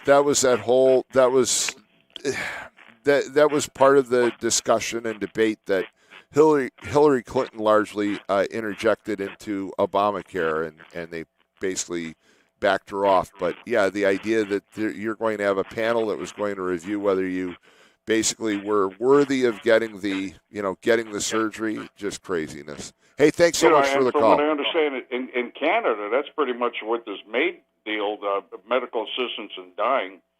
That's what's happening. Is the older people are being told, well, we're not going to spend the monies needed for your care when you're 75, 80 years old. Your life is over, and it would cost too much, and it would be better off if we just give you a needle and put you to sleep. Well, it reminds me of the scene with Edward G. Robinson in the movie Soylent Green. So, exactly. Hey, thanks so much for the call. Okay, we have to take a break. You guys take care. Take care. 845-1100 is the number to call. We're going to take a quick break. You're listening to the Morning Call with Tom Dabertin, Friday edition on WJOB, and we'll be right back.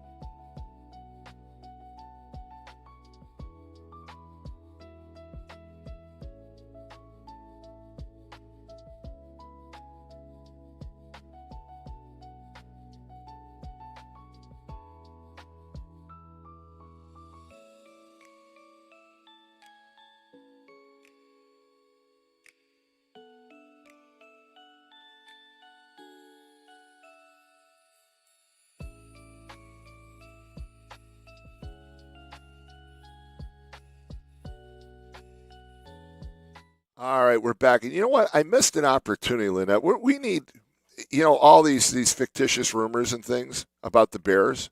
We missed an opportunity. The one caller talked about locations. So, and then he mentioned about WJOB moving its studios. Should we go ahead and start the rumor that the reason why we're moving our studios up the street is so that we'll be closer to the new Bears stadium? That's why. So you heard it here first, folks. We're moving the studio so we can be closer to the new Bears stadium. Sam Michael's going to have a little perch up on top of the antenna tower so he can look right down at the stadium. There you go. 845-1100, we've got callers. Good morning, you're on the air. Good morning, Tom. Good morning. Do you buy into that? Can you help promote that? The real reason why WJOB studios are moving from Purdue Northwest over back to the transmitter building is because it's going to put us closer to the new Bears stadium. I like the one Jed got booted because he don't shower. Yes, well, I know where that came from. Anyway, how are you, MX? Good. I've seen most of Northwest Indiana on the lakefront on the seat of a dirt bike. I'm going to give you a hint. It could happen here, but it probably costs twice as much. We put all this infrastructure in for an airport, Gary Airport, right? Right. We could always put in another train station for the South Shore. You have the toll road, okay? And then you have Klein. Now, sounds like you're promoting the old Planet Park location. I probably spent from like 1972 to 2022, I don't know how many years you'd be. That's 50 years riding my dirt bike all over that area. I think you could put it where the old Gary Casino is, the old Trump and Majestic. No, it's just the old Planet Park location. Is that what they call that? Yeah, that was the old Planet Park location. That's correct. Now, I remember them tearing the building down. Remember how you went to the casino to the garage? Right. And if you went to the right, you went to that building. And that's tore down. So that could be the only possible way to put it, plus you're on the lakefront.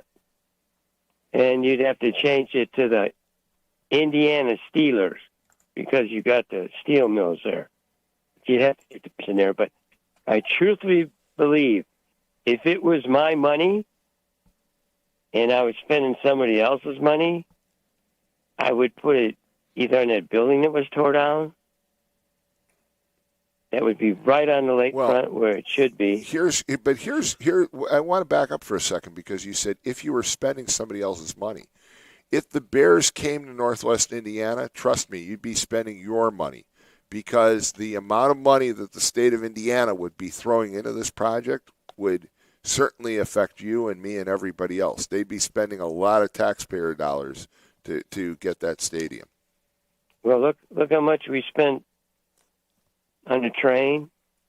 We were supposed to get all this infrastructure in place to accept something like the Chicago Bears. I mean, you got an airport, and Bears can fly out as soon as they can when they lose. And that's a nice airport right there. I mean, it's not a midway. Well, it's a great airport. It's a wonderful airport. Yeah. I mean, I'd love to see Gary Airport become a huge success when it comes to commercial aviation. I mean, for general aviation, it actually I should correct myself. It is actually successful. It works for general aviation, but for the idea of commercial aviation, where you and I are going to take a trip somewhere, I'd love to see that happen. I was a supporter when the old Pan Am, which was in name only, flew out of there, and I even wrote guest columns for the Times about how convenient and how wonderful it was, but nobody wrote it. Nobody flew on it. Now, if you remember, my buddies that are ironworkers, they had plans to have that airport go across Klein Avenue, if you remember, and it got stopped by O'Hare. They just had a little bit more political advantage. But I truthfully believe if you put that stadium right where they tore down that building. Well, it's a great location. It's a great site. It's something that probably could be considered, but the reality of it is the Bears aren't coming to Northwest Indiana. They're using us. They're using us for negotiation with the state of Illinois and the city of Chicago. That's what it's all about. They needed some leverage, and once again, you want to dispel the idea that we're a bunch of stupid hayseeds in Indiana, but this is a great example of why we get that reputation, because it doesn't, everybody else can see through it, but you've got Governor Braun saying, "Oh, it's going to happen. It's going to happen." By the way, I see Jed just walked in, and I want to make sure that he knows about the rumor because the rumor. Jed, can you hear me? The rumor this morning that we're promoting on the air is the reason why the studio is actually moving back to the old transmitter building is because you want to be closer to the new Bears Stadium. That's the rumor of the day. There you go. And he walked away and shook his head like. No, it's because you don't shower enough. Oh, I don't know about that one. I think Lynette didn't shake her head. Let's talk about why they're moving. Let's talk about the real reason the Bears. It's all about money. It's all about the fact that the McCaskey family wants more money. That's why. The Democratic mayor, what's his name again? Johnson. Yeah, Johnson has got that place in such a mess. They're probably taxing the Bears so much that they want out. No, that's the problem. Johnson, I'll tell you what, I'll blame Mayor Johnson for everything else but the move of the Chicago Bears. The Chicago Bears have a really crappy stadium. Okay, Soldier Field is a disaster. The retrofit never worked. It doesn't have the capacity that it should have. They want a dome stadium because then they can use it for all kinds of other events. There are a lot of reasons, and none of them have to do with Mayor Johnson. That's not true. You don't think he's taxing them to death? He'd like to, but that's not why they want to get out of Chicago, because if they go to Arlington Heights, the taxes are going to be almost the same. It's really this idea that they want a new stadium. The McCaskey family, unfortunately, survives off of the Bears. Most team owners look at Robert Kraft. Look at some of the owners of some of the successful teams, the Hunt family in Kansas City, the Irsay family in Indianapolis. Those are families that are worth billions of dollars, and they don't need their sports team to be their source of income. With the McCaskies, that's all they've got. And so they're looking to increase the value by finding a new stadium where they can get a better negotiated lease, and they'll have the ability to have other events. That's really what it's all about. One last thing, how's my producer job going? I tell you what, Lynette is she's warming up the chair right now. In fact, Jed's just moving. They're moving stuff today, and Jed's moving your new producer chair right out the door. How's that? How's that for a description? Right Jed? out the door, ain't it? Jed's moving your MX. He's moving your producer chair right out the door. There you go. Hey, thanks so much for calling. Happy New Year. 845-1100. We have another caller. I want to see if I can show this. So this is just crazy, folks. This is like sometimes you can't believe that this happens. I'm going to turn this around. But this is the Biden family Christmas photo. It just came out, and I would think the Biden family, plenty of money, right? There you go. Look at that. That is the Biden family Christmas photo. And if you look, you've got, Dr. Jill is standing in front of him. His son looks like something's a little bit wrong with him, but you can only see about half of Joe Biden's head, and you can't see the rest of him. How in the heck did the Biden family, the former president of the United States, hire a photographer and put this photo out as the official photo for the Biden family? This is embarrassing. I mean, I'm horrible at taking photos. I'm horrible at having my photo taken. But I could have done a better job than this with Jill standing up in front of it and blocking him, and his son Hunter basically looks. I mean, he looks like he's ready to heave. Maybe it's accurate. This is a horrible photo, and this is their official photo. And again, the fact that the former president of the United States, the only reason why most people would be interested in this photo would be to see the former president, and you can't see him in the photo. And then Jill is grabbing herself, and I hate to say it, but she looks like she's modeling a photo for Depends. She's kind of holding herself, and then Hunter looks again like he's ready to spew. It's just, this is like, I thought it was a gag at first, and then realized that let's see, where did this come from? What was the source on this? MSN, but the original source, I forgot now. It just reset, and I can't pull it up. But the source for it was again a reputable. Oh, here. The source is Joe Biden at Joe Biden. This is his X account, his Twitter account. That's where it came from. Just insane. So 845-1100. I don't know who came up with this photo, but it's really bad. Again, we've been talking about the Bears and the movement of the Bears and predictions that don't happen. Lynette, you've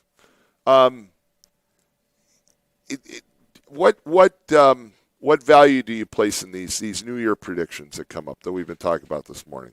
I think they're just fun to listen to. They are fun. Again, I read through some of those in 1903. Automobiles would just be a fad because the horse is here to stay. And, the idea of self-driving cars, 1939. My siblings and my friends will tell you, I'm a huge fan of the concept of self-driving cars. I've said for years that I want to be able to get in a car, put in the destination, recline the chair, and then wake up when I get near, if my daughter lives outside Indianapolis in Fishers, so that'd be great. Plug in Fishers, put her address in, and then on Creekside and wake up, 5 minutes before I got there, comb my hair, get out of the car. Hi, that'd be great. Well, there are Waymos.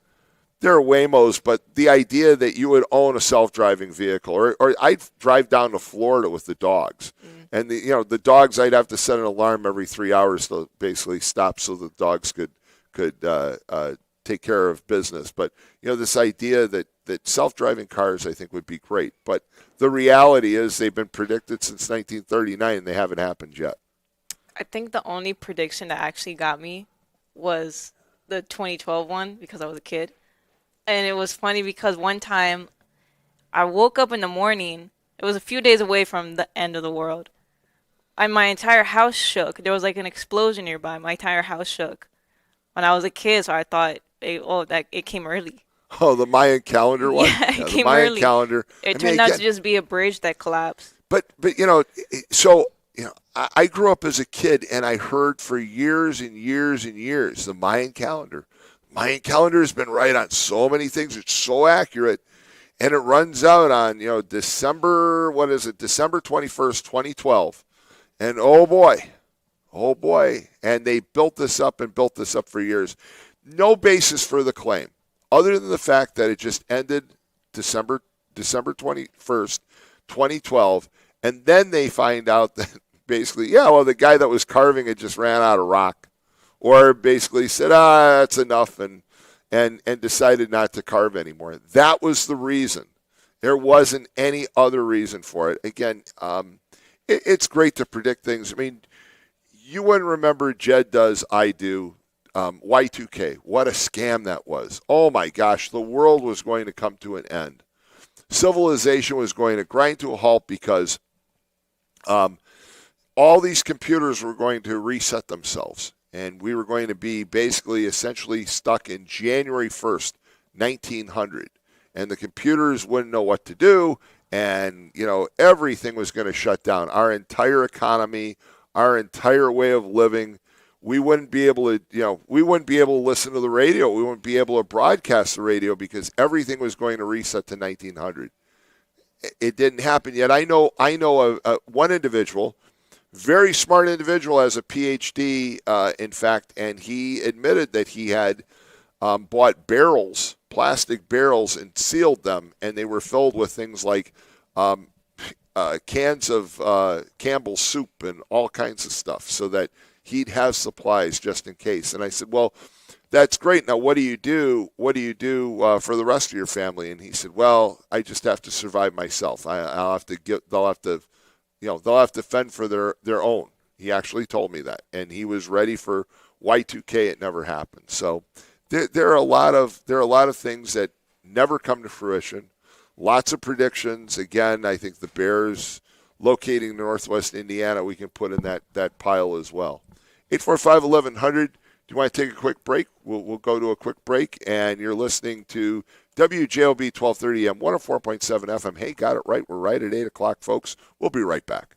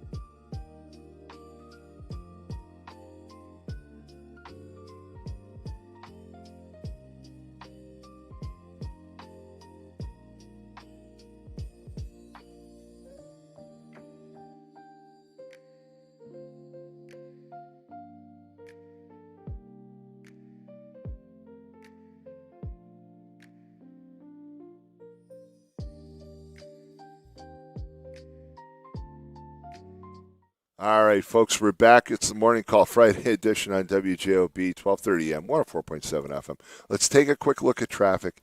Wow, traffic looks amazingly good.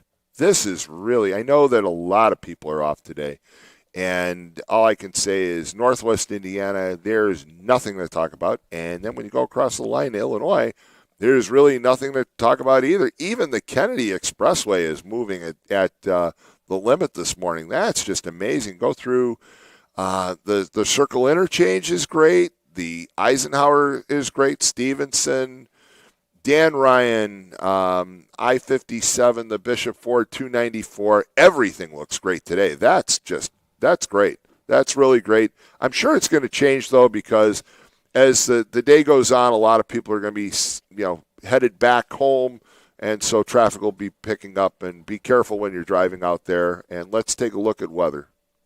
Good morning, everyone. Today we're at 44 degrees with highs of 52 and lows of 38.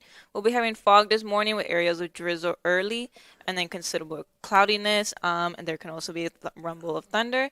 And then tomorrow on Saturday, we'll be having highs of 48 and lows of 46 and should be cloudy. And then Sunday, we'll be having highs of 59 and lows of 19 with occasional rain and should be breezy in the afternoon. See, I don't know that I'm ready yet to take down all the Christmas decorations in the house. I love the interior decorations, but I think that today is probably the last day. If you're driving by my home, you're going to see the outdoor decorations, because if it's going to be in the 50s, I'm going out to take them down. I'm not taking them down when it's 30 degrees, that's for sure. So sounds like the weekend is kind of figured out for me based on the weather, but that's some really decent weather. High of how much? 59 on Sunday?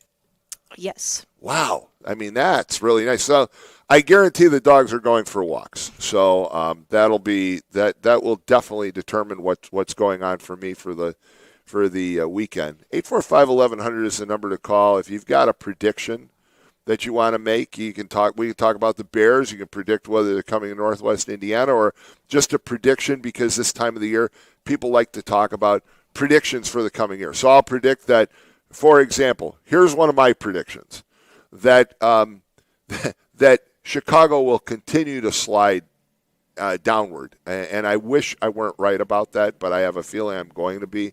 I think Brandon Johnson is just proving what people have said about him for a couple of years now, that he has no business running the city of Chicago.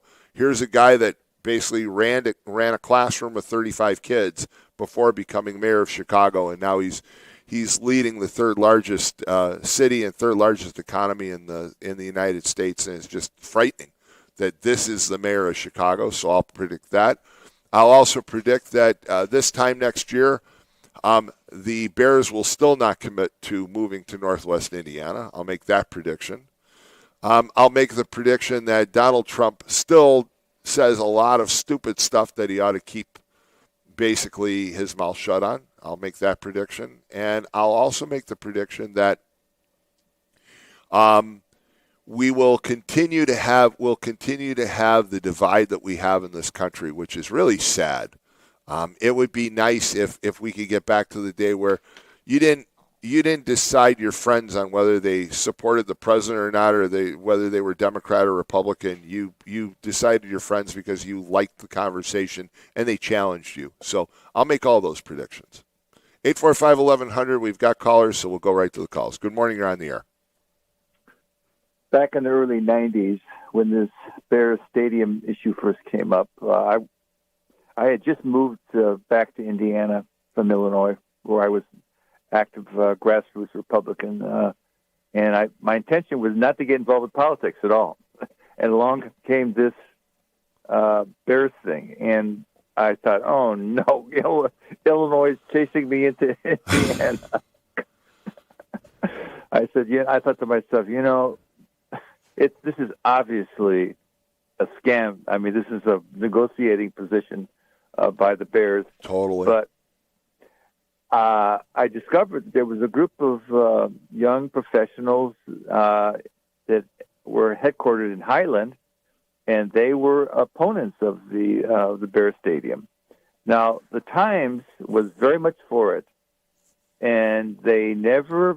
And of course, the construction industry, they were very much for it. Oh, absolutely. And they should be. They should be, however, because, again, the Bears Stadium, the amount of jobs that project would create would be mind-boggling.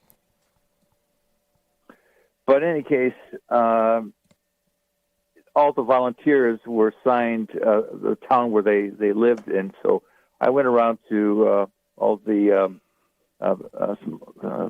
small businesses in Munster and asked for donations for stamps and copies and so forth. And most of these small business guys, they took me to the back room kind of thing and said, I agree with you 100%, but there's an awful lot of big people for this. I don't see how you're gonna beat them, but I'll give you $20-$30 and just to support it. But thank goodness somebody's out there, but I just don't think you're going to be successful. So I remember at the time there was an individual who I knew very well, and he said, "They're coming. You need to speak up on this. You need to support it. There's no question. They're coming. They're coming. They're coming." And I said, "They're not. They're not coming to Chicago. They're not coming to Northwest Indiana. They're not leaving Chicago." And he basically, we really don't talk to each other anymore, and it was largely over this whole issue with the Chicago Bears. He just couldn't believe that I wasn't out there supporting this. Said, and took me to task and said, you opposed the sanitary landfill. Sanitary landfill is a garbage dump at George Lake when I was in high school, and then you opposed building the Lake Calumet Airport, which was again just a ruse to get a head tax in Chicago. And now you're going to oppose the Chicago Bears. I said, well, I'm not opposing it. I'm just saying it's not going to happen. And he said, well, we're done. We're not talking anymore. And it's okay. I mean, my life has been fine without talking to him. There are people that dig in so strongly on these issues, and I'm just concerned right now by some of the comments that are being made on social media. People are at a fever pitch. No, the Bears belong in Portage. No, the Bears belong in Crown Point. It's like, okay, but the Bears are not going to any of those communities, so don't worry about it, and don't lose your friendships over something that's so unlikely. I mean, again, there's probably the same chance that a meteorite is going to strike through this building right now and land in the area that Jed just cleaned out. I mean, really, it's totally unlikely. Don't get to the extreme because you're concerned about your position. You know what? If you want to support the Bears moving in Northwest Indiana, that's fine. If you want to hope and pray for it, that's fine too. But don't throw your friendships aside because you're just so adamant. I mean, the complaints on the internet, the arguments on the internet about this issue are just insane. Well, the piece of property that was supposed to be the site location was in Garrett, and there was speculation that it was land owned by NIPSCO, and they were looking to unload it because under federal law, if you buy a piece of land and it's full of pollution, you buy the pollution as well. So there was that speculation going on. Well, the one the old Planet Park, yeah. Look again. I've been entertained the last week or two about this idea that the Bears are moving to Northwest Indiana. If it happens, great, but the likelihood is just not there. It just isn't. A major player that was opposed to it, as it turned out, was Bucknowski banking family. All of a sudden, I think they were encouraged by the fact that there was real activity at the grassroots level. There are people like me out there doing stuff to raise questions about this. I think they finally decided to get involved with this, and they brought in a professor who specialized in sports economics, and this guy came in and provided. He was interviewed by the Times, and this guy said, "Hey, if you're talking about big economic benefits for a sports stadium, it's just not there. You'll have most people the little guy will pay for it, and the big guys will get the luxury boxes and so forth." Well, and again, look, I love the people who know the history of Northwest Indiana and know the history of the Chicago Bears, and they say, It would be a welcome home. The Hammond Pros. Those are great points. Those are great points. But these people who are just losing their mind over this idea and claiming that, that they're actually out there building the stadium, it's like, oh my God, really? I mean, where do you come up with this stuff? Again, I'll become the tooth fairy before this happens. It's just not likely. Well, eventually it got to the point where there was a big meeting down in Crown Point, and the Chicago media showed up en masse. And I had a little bit of a hand in that, in those days, the Times had a lot of editorial pieces, and it was full of editorial letters to the editor and so forth, people saying, no, what are you talking about? The Bears are not going to come here. Are you kidding us? This is just a boondoggle thing for a construction project and so forth. And when the big meeting was held, I think it was in Crown Point, it was just a mass of TV, radio, the newspapers. They all were there, and it just scared the bejeebers out of the local politicians. Well, and it again, failed. it's nice. It's nice to nice to dream, but the chance is just not there. Hey, thanks again for calling. Fair enough. 845-1100. I believe we have another caller, so let's go to that caller, and then we're going to take a break. Good morning. You're on the air. Hey, good morning, Tom. I just wanted to put in my 2 cents, if Stephen wrote that, about the Bears. Sure. And the state.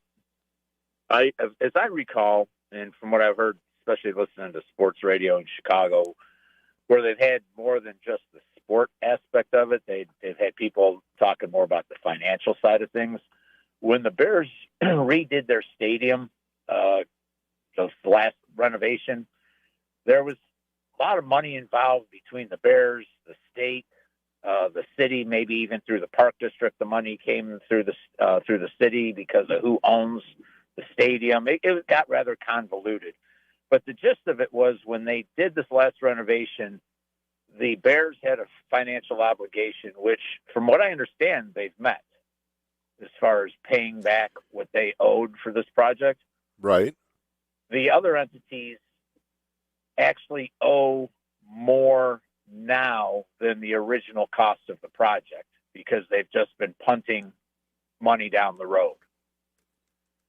Their payments, I should say. They've finagled. They basically, they're deadbeats. I mean, there's just no other way to say it. They've been negligent in meeting their financial obligations for this whole project.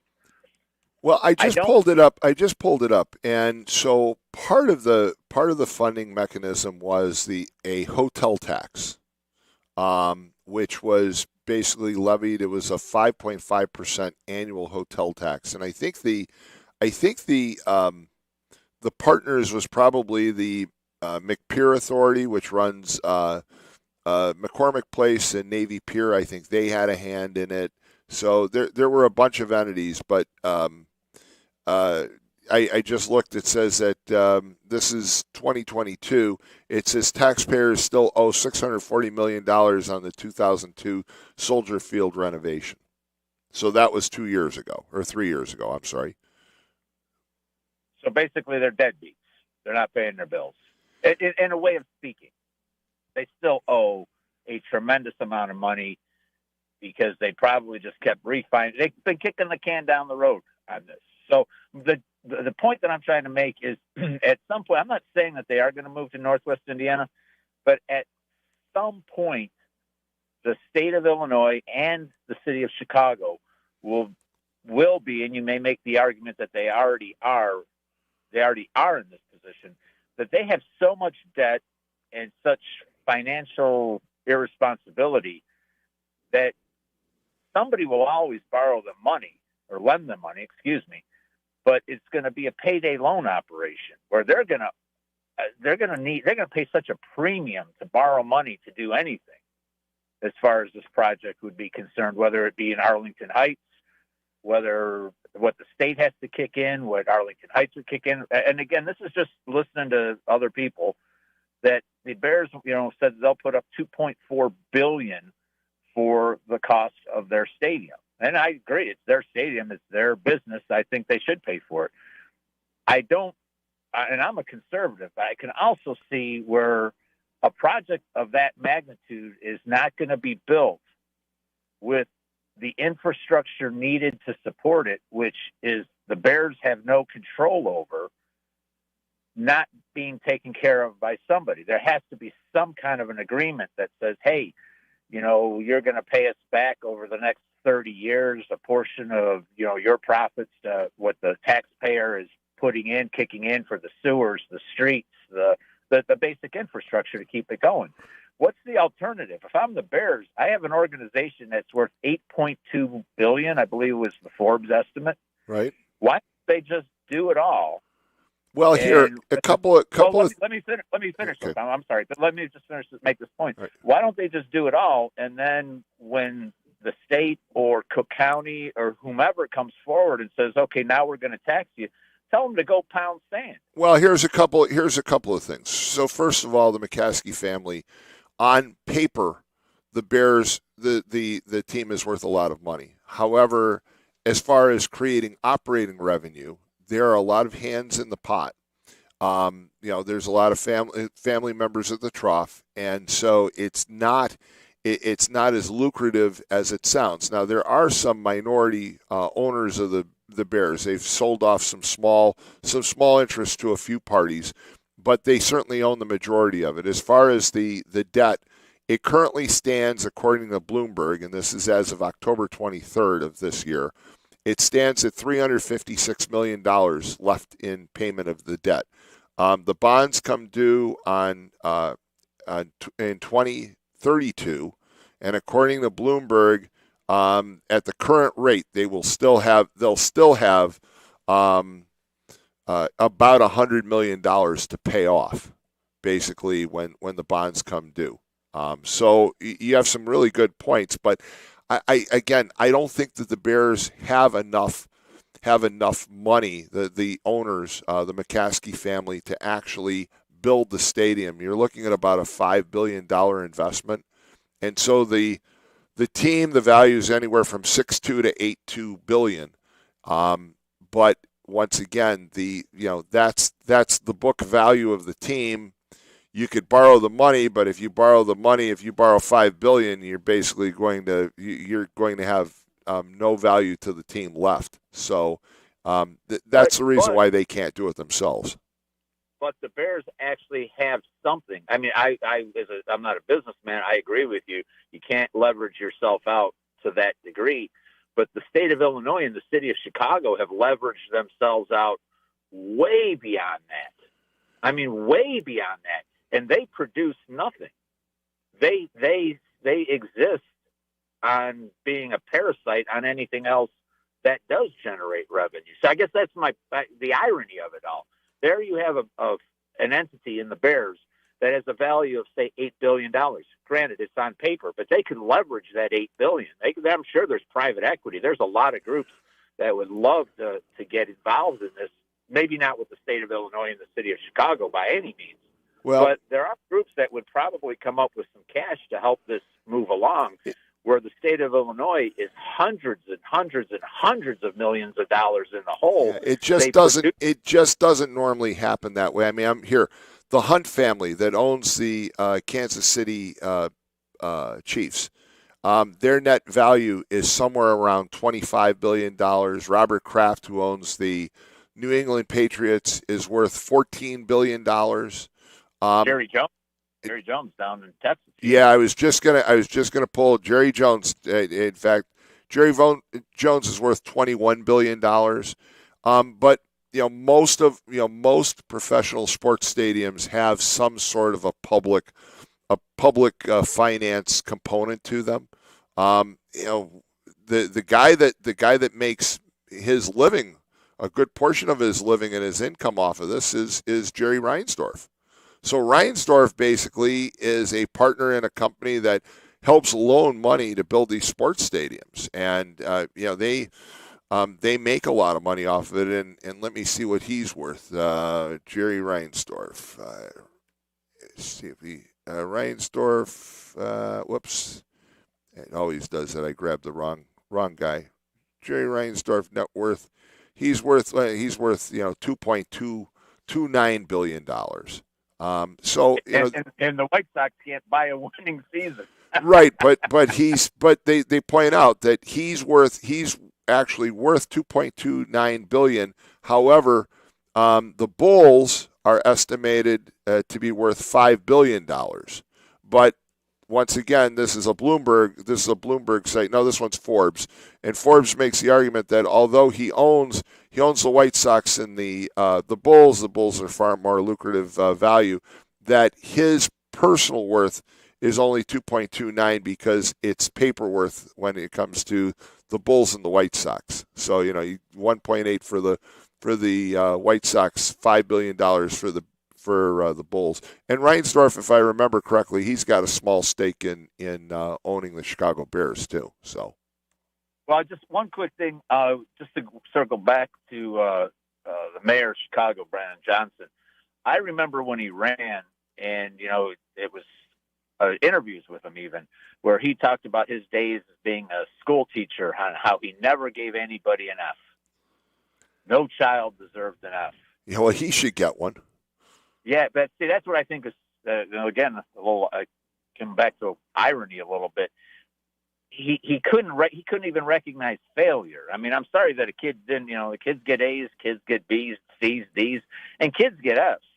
And if he thought one of the highlights, if you will, I don't want to speak for him, but if something he would bring up in an interview is the fact that he never gave a student an F, makes me wonder if he even recognizes what failure even is. And when they would bring up the fact that he was on the program or on the plan to pay his water bill in the city of Chicago, that's who they elected. You get what you deserve in this world. And the city of Chicago was told that at one point, he's going to change it all, and he's got this, track record, and he had nothing.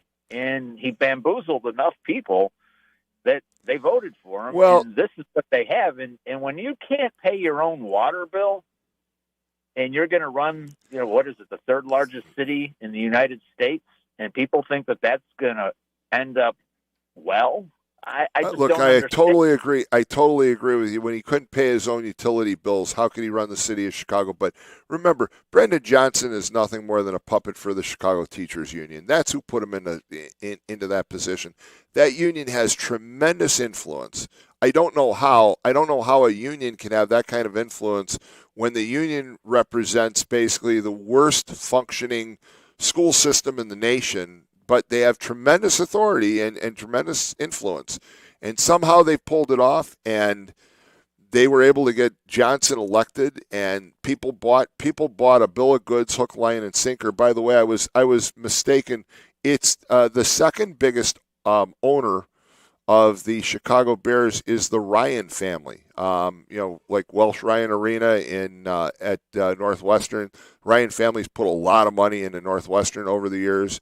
That's the second biggest, and then Andrew J. McKenna's estate owns a portion of it. So there's a couple of minor owners, and I think Reinsdorf has a small wedge of the ownership, if I'm correct.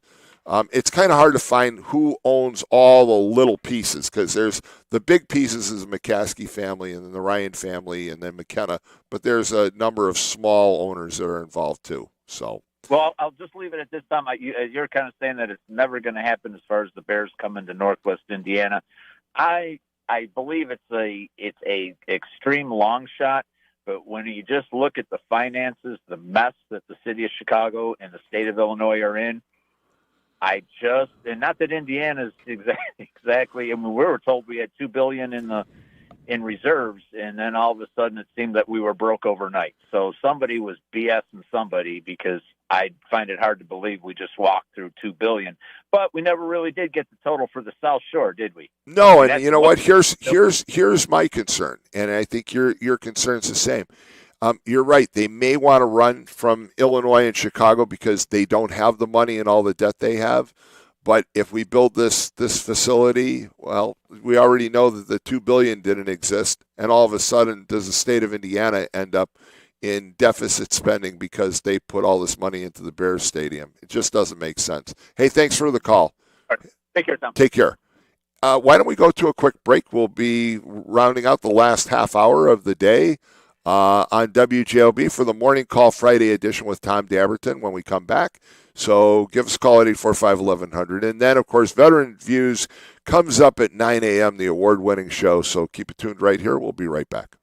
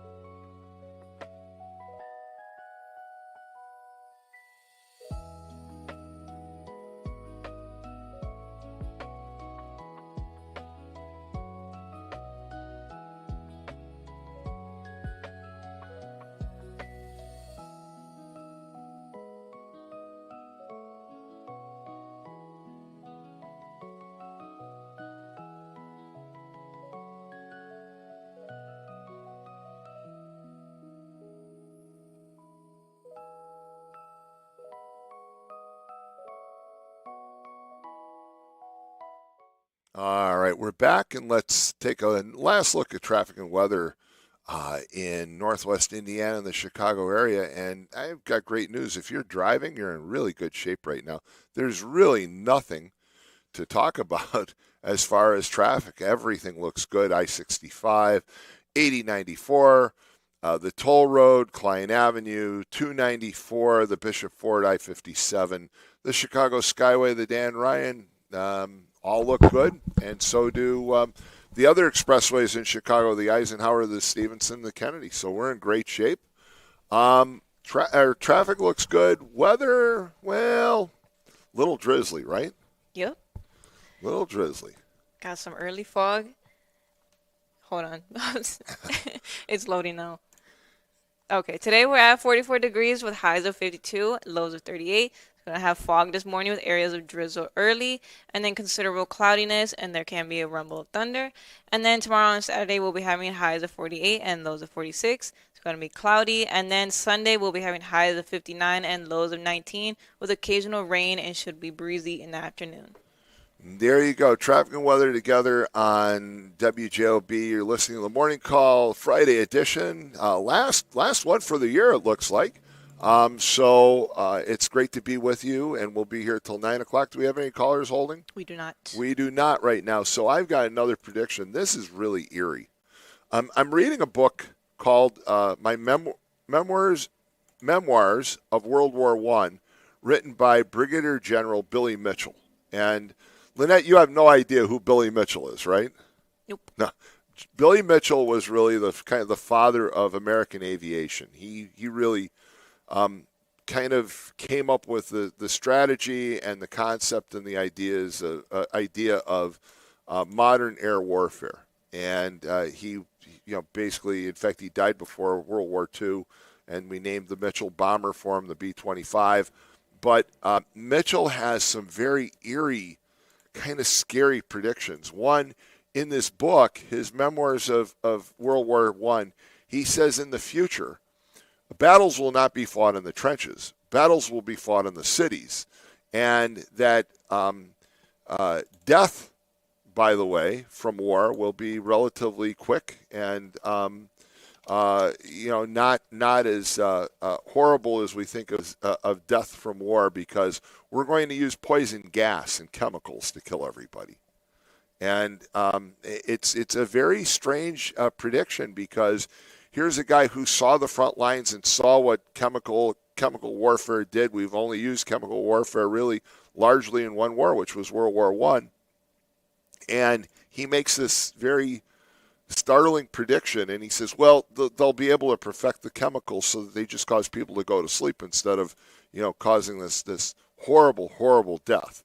And I find that very interesting that General Billy Mitchell made that prediction. He also he does make some accurate predictions about strategic bombing and bombing of cities and bombing of battlefront targets. So it's an interesting book to read. My brother Mark sent it to me, and he knows I love books about war. So now I'm reading about World War I again, and I've read several books before about it. And but just in a very interesting approach. So another prediction that luckily for all of us and for mankind did not come true, and that was from 1925. But I just get such a chuckle out of these predictions of, how life is going to change, and it's either going to be there. The predictions are very, very dark and very disastrous. The end of the world predictions, or there are predictions that are just laughable about, how we're all going to have these self-driving vehicles, and we're going to have robots. We're going to have robots that do everything, including walking the dog. That when you watch the old Jetson cartoons, well, that they were basically a prediction of the future. That I wouldn't go walk Luna and Sophie. I just have the robot go take them. And of course now Elon Musk is working on creating these life-size robots that are going to be your personal butler. What do you think about that, Lynette? You want to be at the point in a few years where you don't have to clean your house, you don't have to do anything, you just have the robot do it for you? Probably not. I'd rather do it myself. Yeah, I don't know. I don't know. There's part of me that says, if I didn't have to clean, it'd be interesting. But at the same time, and maybe it'd be even better than what I can do. But I agree with you. I think I kind of want to do some of that myself. I don't know that Of course, Donna's listening right now, and she's like, "You have a robot. It's called your wife. You don't clean." I mean, she does. She's fantastic. She cleans the house. I may help, but she really does it. And I think Jed and I are cut from the same mold. I have a feeling Jed's not running a vacuum sweeper very often, but you never know, maybe. But again, the idea that you'd have this robot that does everything for you. And you don't have to worry because it's a robot. So you don't have to care about it. You don't have to say, oh, you're overworking it. It's just a robot. But I don't know. I think, walking the dog and running the vacuum sweeper or dusting, there's part of me that says I'd still want to do that.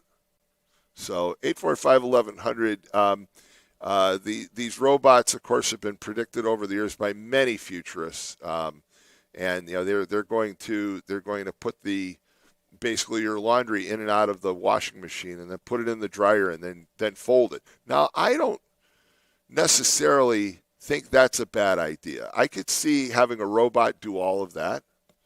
I don't mind folding. I really don't. What I do in our house is we'll put laundry in the washing machine. I'll switch it over to the dryer, and then especially in the winter months, if I'm down watching television down in the basement because it's a finished basement, I will go and grab the laundry out of the dryer and put it in a basket and then sit there, and while I'm watching sports or something, I'll fold it. I don't mind doing that at all.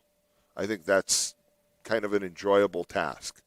Seems a little odd, but still. I mean, you don't have to iron much anymore, do you? Well, yeah. You do? Yeah.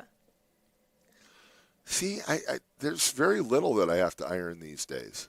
Most of it, I mean, I still get dress shirts professionally cleaned because there's a big difference on a guy, a white shirt, if you have, you have it professionally laundered versus doing it yourself. There's a big difference. But you do a lot of ironing yet? Yep. Really? Yeah. I Almost guess every day. Really? See, I guess I don't. I mean, I know how to iron. I know how to. We also have one of those little steamer things. Oh, we don't have that. Oh yeah, well, don't get one. Don't get one. Okay, they make them sound like they're the greatest gadget on earth. They're really not. They're really not. I have the bar hanging there by the laundry area, and of course, if you take a shirt out, you can put it on a hanger, and then you can use this little steamer. No, it doesn't work so well. It really doesn't. And there have been kind of, I think over the years, there have been all kinds of innovations that didn't come to fruition when it comes to those kinds of personal tasks. But Elon Musk now says he's going to build these robots. He's going to sell them for $30,000. I'm sure the price is going to be much more than that. But you'll have a $30,000 robot that will do all of your chores at your house. And you'll just sit there and relax. There's a video game about that. Is there really? Yeah. It's called Detroit Become Human. So everyone has these androids that look like humans, but they're robots. And they service humans. Really? See, I mean... And everything goes wrong. Yeah, I can imagine that. I mean, the other thing, I don't know that I would ever trust a robot walking my dogs because they'd be afraid what happens if something goes wrong, right? Or there's another thing that's really starting to get a lot of publicity, and I wonder if listeners and viewers have seen this. It's basically an automatic lawnmower and snowplow. So basically, it's all remote controlled, and it supposedly has its own mind that it can figure out where it's cutting the grass, and it can plow the snow on your sidewalk and in your driveway. Now, I think that kind of stuff is kind of cool. You sit inside and you push. You probably use your phone and say, cut the grass, and it goes out and it cuts the grass for you. I think that's kind of cool. I mean, I don't mind cutting the grass. I kind of enjoy it, but I guess I'd be interested in an automatic lawnmower that cuts the grass without me having to do anything. Or certainly the snowplow idea is kind of cool.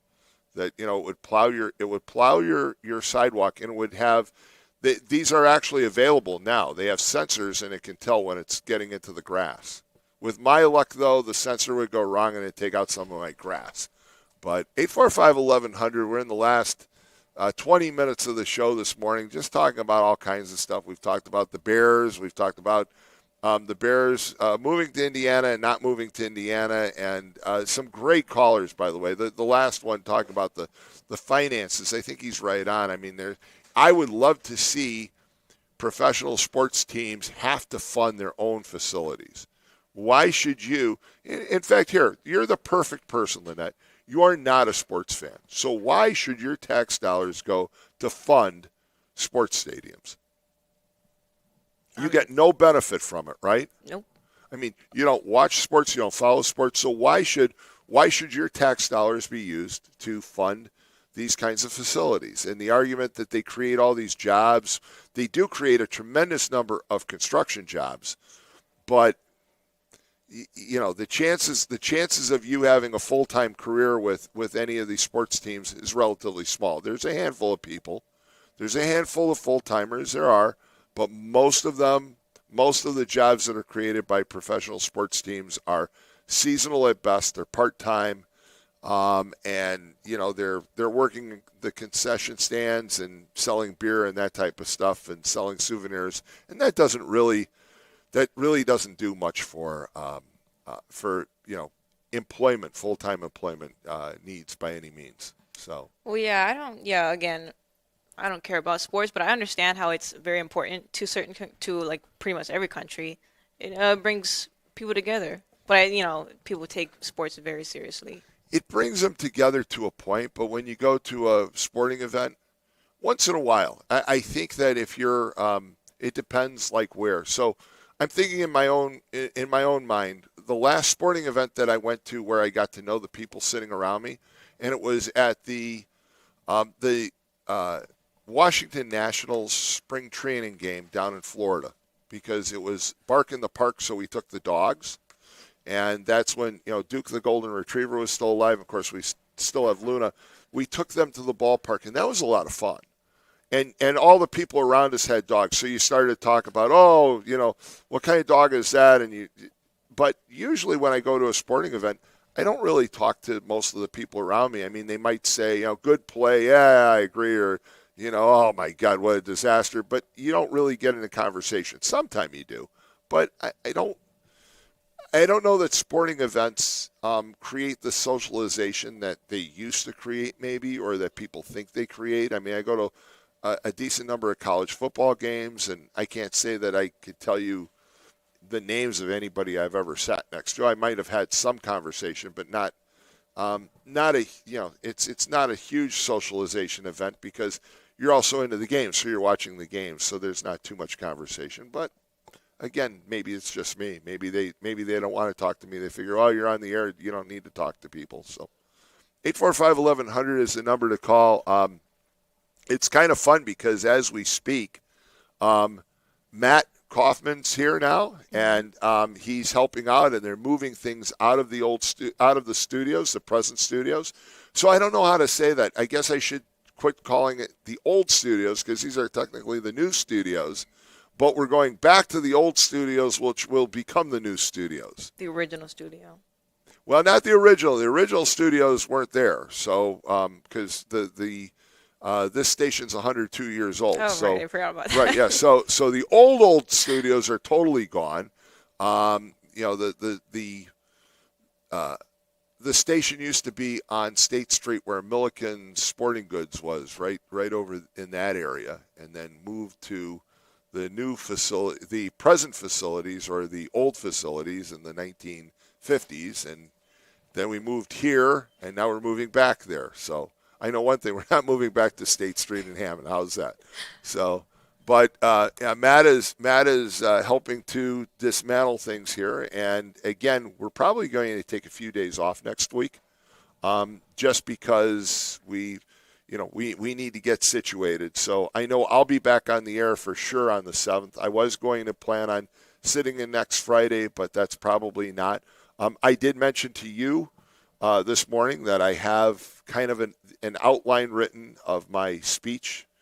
My speech is The Father of the Bride, which is intimidating as all get out.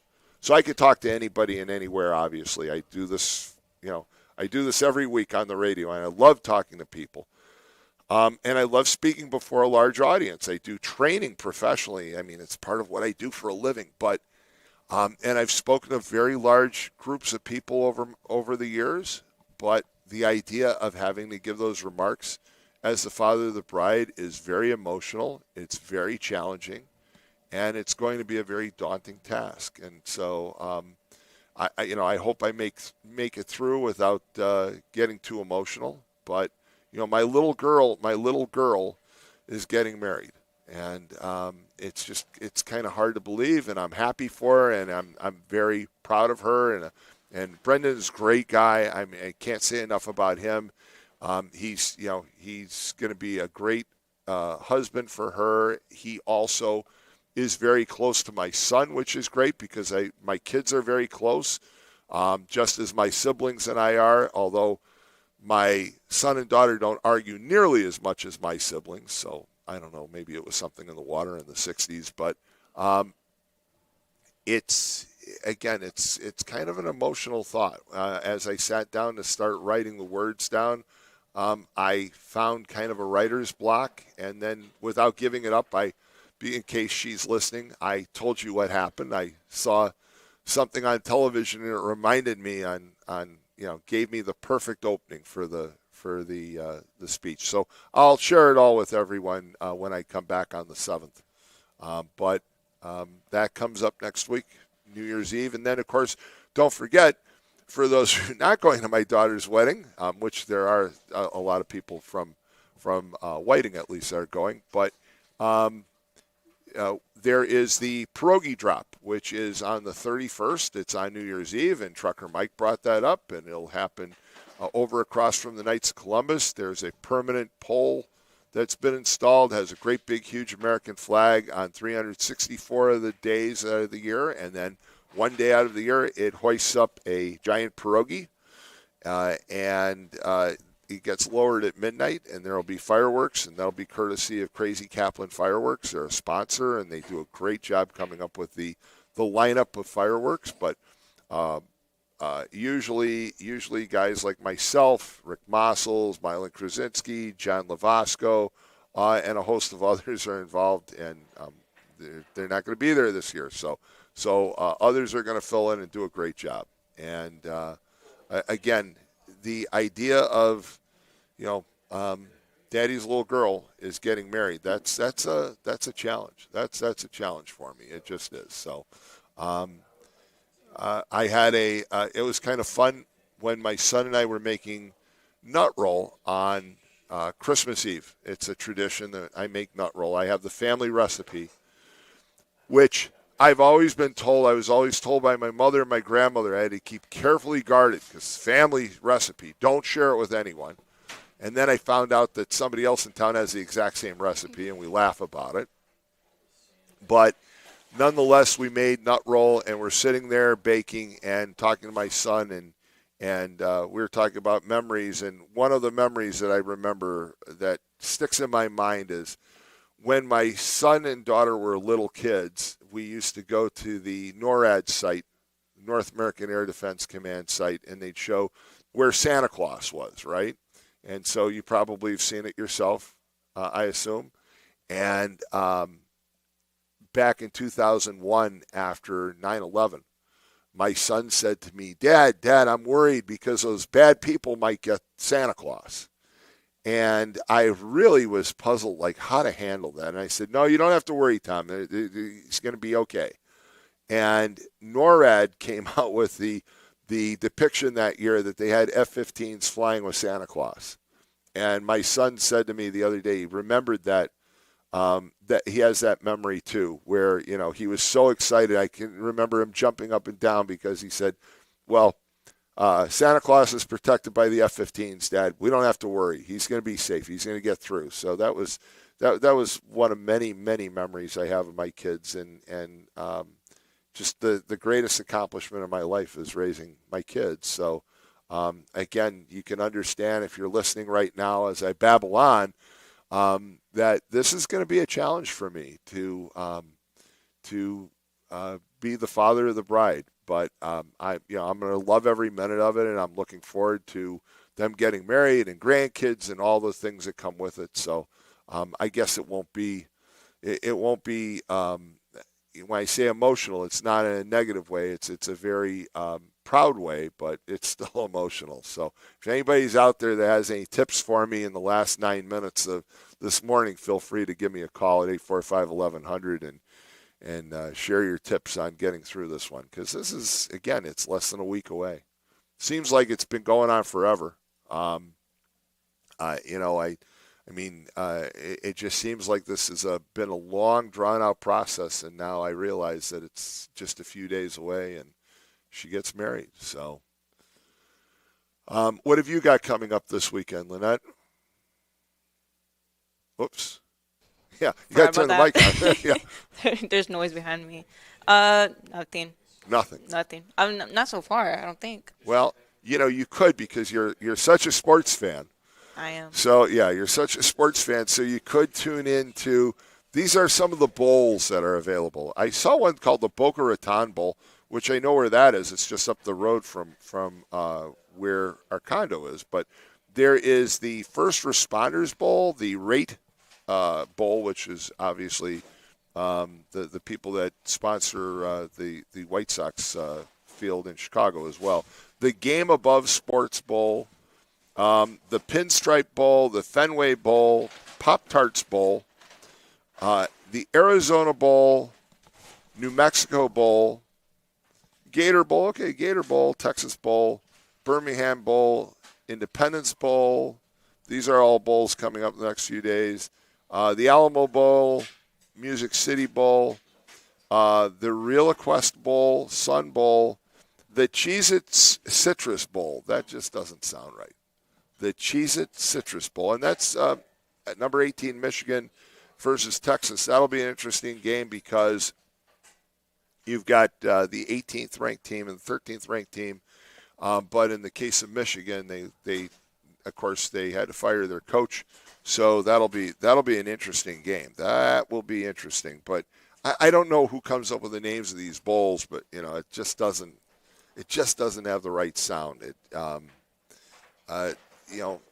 Back in the day, the Cotton Bowl, and of course they still exist. Rose Bowl, Cotton Bowl, Orange Bowl, those are the bowls that you think of. The idea of the Music City Bowl or the Real Quest Bowl, let alone the Cheez-It Citrus Bowl, just doesn't have any, doesn't ring with me, doesn't seem to fit. So anyway, there's plenty of football on television today and tomorrow, and probably not be a bad idea to look at some of these games. The Texas Bowl will be interesting because that's LSU versus Houston, and that'll be another interesting one. So with Brian Kelly's demise at LSU, not a big loss for LSU if you ask me. Get rid of that guy, but we'll see what transpires there. And then you have again the Arizona Bowl, Miami of Ohio versus Fresno State. So, Lynette, I think you ought to be like, looking forward to it. Yeah, you should be like the sideline. You should be like the sideline announcer. You should be like doing the interviews on the sidelines. Hi, I could care less of why we're here. Like nobody's listening, nobody's viewing it. I'm not saying that you're not worthy of having an audience, but I'm saying, your interest in sports would be perfect. Hi, I'm Lynette. I'm the sideline announcer today for the Boca Raton Bowl, and I could care less that I'm here. And that'd be that. I will predict. There's another prediction. I will predict that Lynette is not going into sports broadcasting. How about that? It's already come true. Already come true. Well, you never know. I mean, you're young. You could still. Now, come on. If ESPN called tomorrow and said, "Hey, Lynette, we'd like to hire you," you wouldn't take the job? I guess. Actually, no, I wouldn't. No, I wouldn't. I bet you would, but because they pay well. But I like to see that interview. I just love to see that interview. Well, Lynette, tell us what you know about sports. And your answer is? I don't care. That would be. They probably would hire you because you'd be so good. Somebody who instead of getting all hyped up about, I'm going to interview this athlete or that athlete, you'd be perfect at it because you just sit there and be like, I don't care. I don't know who you are. I don't care who you are. Just tell me why you're here and tell me why you think you're going to win. You'd probably be very good at that. That would be a great angle. I think that we need to work on that. We need to get you. We need to promote you as a sideline analyst. And you stand there and interview players as they're coming on and off the field. So how do you think that just went? I don't care. No, that'd be you. It'd be like, okay, tell me why I should interview you and what you just did. That would actually be kind of an interesting angle. I think it'd be kind of fun. It would be. I mean, that would work. Now, if you had your choice in broadcasting, what would the position be? What would you actually want to do? I think this is just fine. Okay, but if you had to be on the air, I mean, would you do The news, weather, sports, what would it be? I'm actually kind of interested in like a talk show, Talk show. Yeah. Okay, I could see that. like I could Conan see you O'Brien. doing- Yeah, I could see you doing that. Mhm. I could do, and you'd have a very good delivery. You'd be able to do that kind of dry delivery, which you need to do in that kind of case. So I think that would work. But again, I think a sideline analyst, for football would just be perfect. I mean, I'd love. In fact, turn around and ask Jed what he thinks of that idea. Just go ahead, ask him. As I continue to talk, get his attention. Hey, Jim. He wants to ask you Yeah. a question. What do you think about her becoming like a sideline analyst for football? There you go. I think you'd give this deadpan delivery, and people would watch just to hear Lynette talk to the football players. It'd be like, okay, what did you just do? Well, I just threw. I'm a quarterback, and I just threw a touchdown. Okay, and why does that matter? You'd be perfect at it. It would be so entertaining. You'd have like millions of fans. Bob's also mentioned that because I told him I have a pretty monotone voice. It's hard for me to put enthusiasm or emotion in my voice. He said you could probably do something with that. Yeah, I think I think the idea of doing the talk show would be very good because you'd have that very steady delivery. But I think when it comes to doing sports, there's your calling. There you go. Well, with that, it's time to say goodbye for this edition of the Morning Call on WJOB 1230 M, 104.7 FM. Keep it tuned all day, all week to WJOB. Coming up next, the award-winning Veterans Views right here on WJOB. Have a great day, folks. Happy New Year, and we'll talk to you probably on the 7th of January from the new old studios at WJOB. Take care.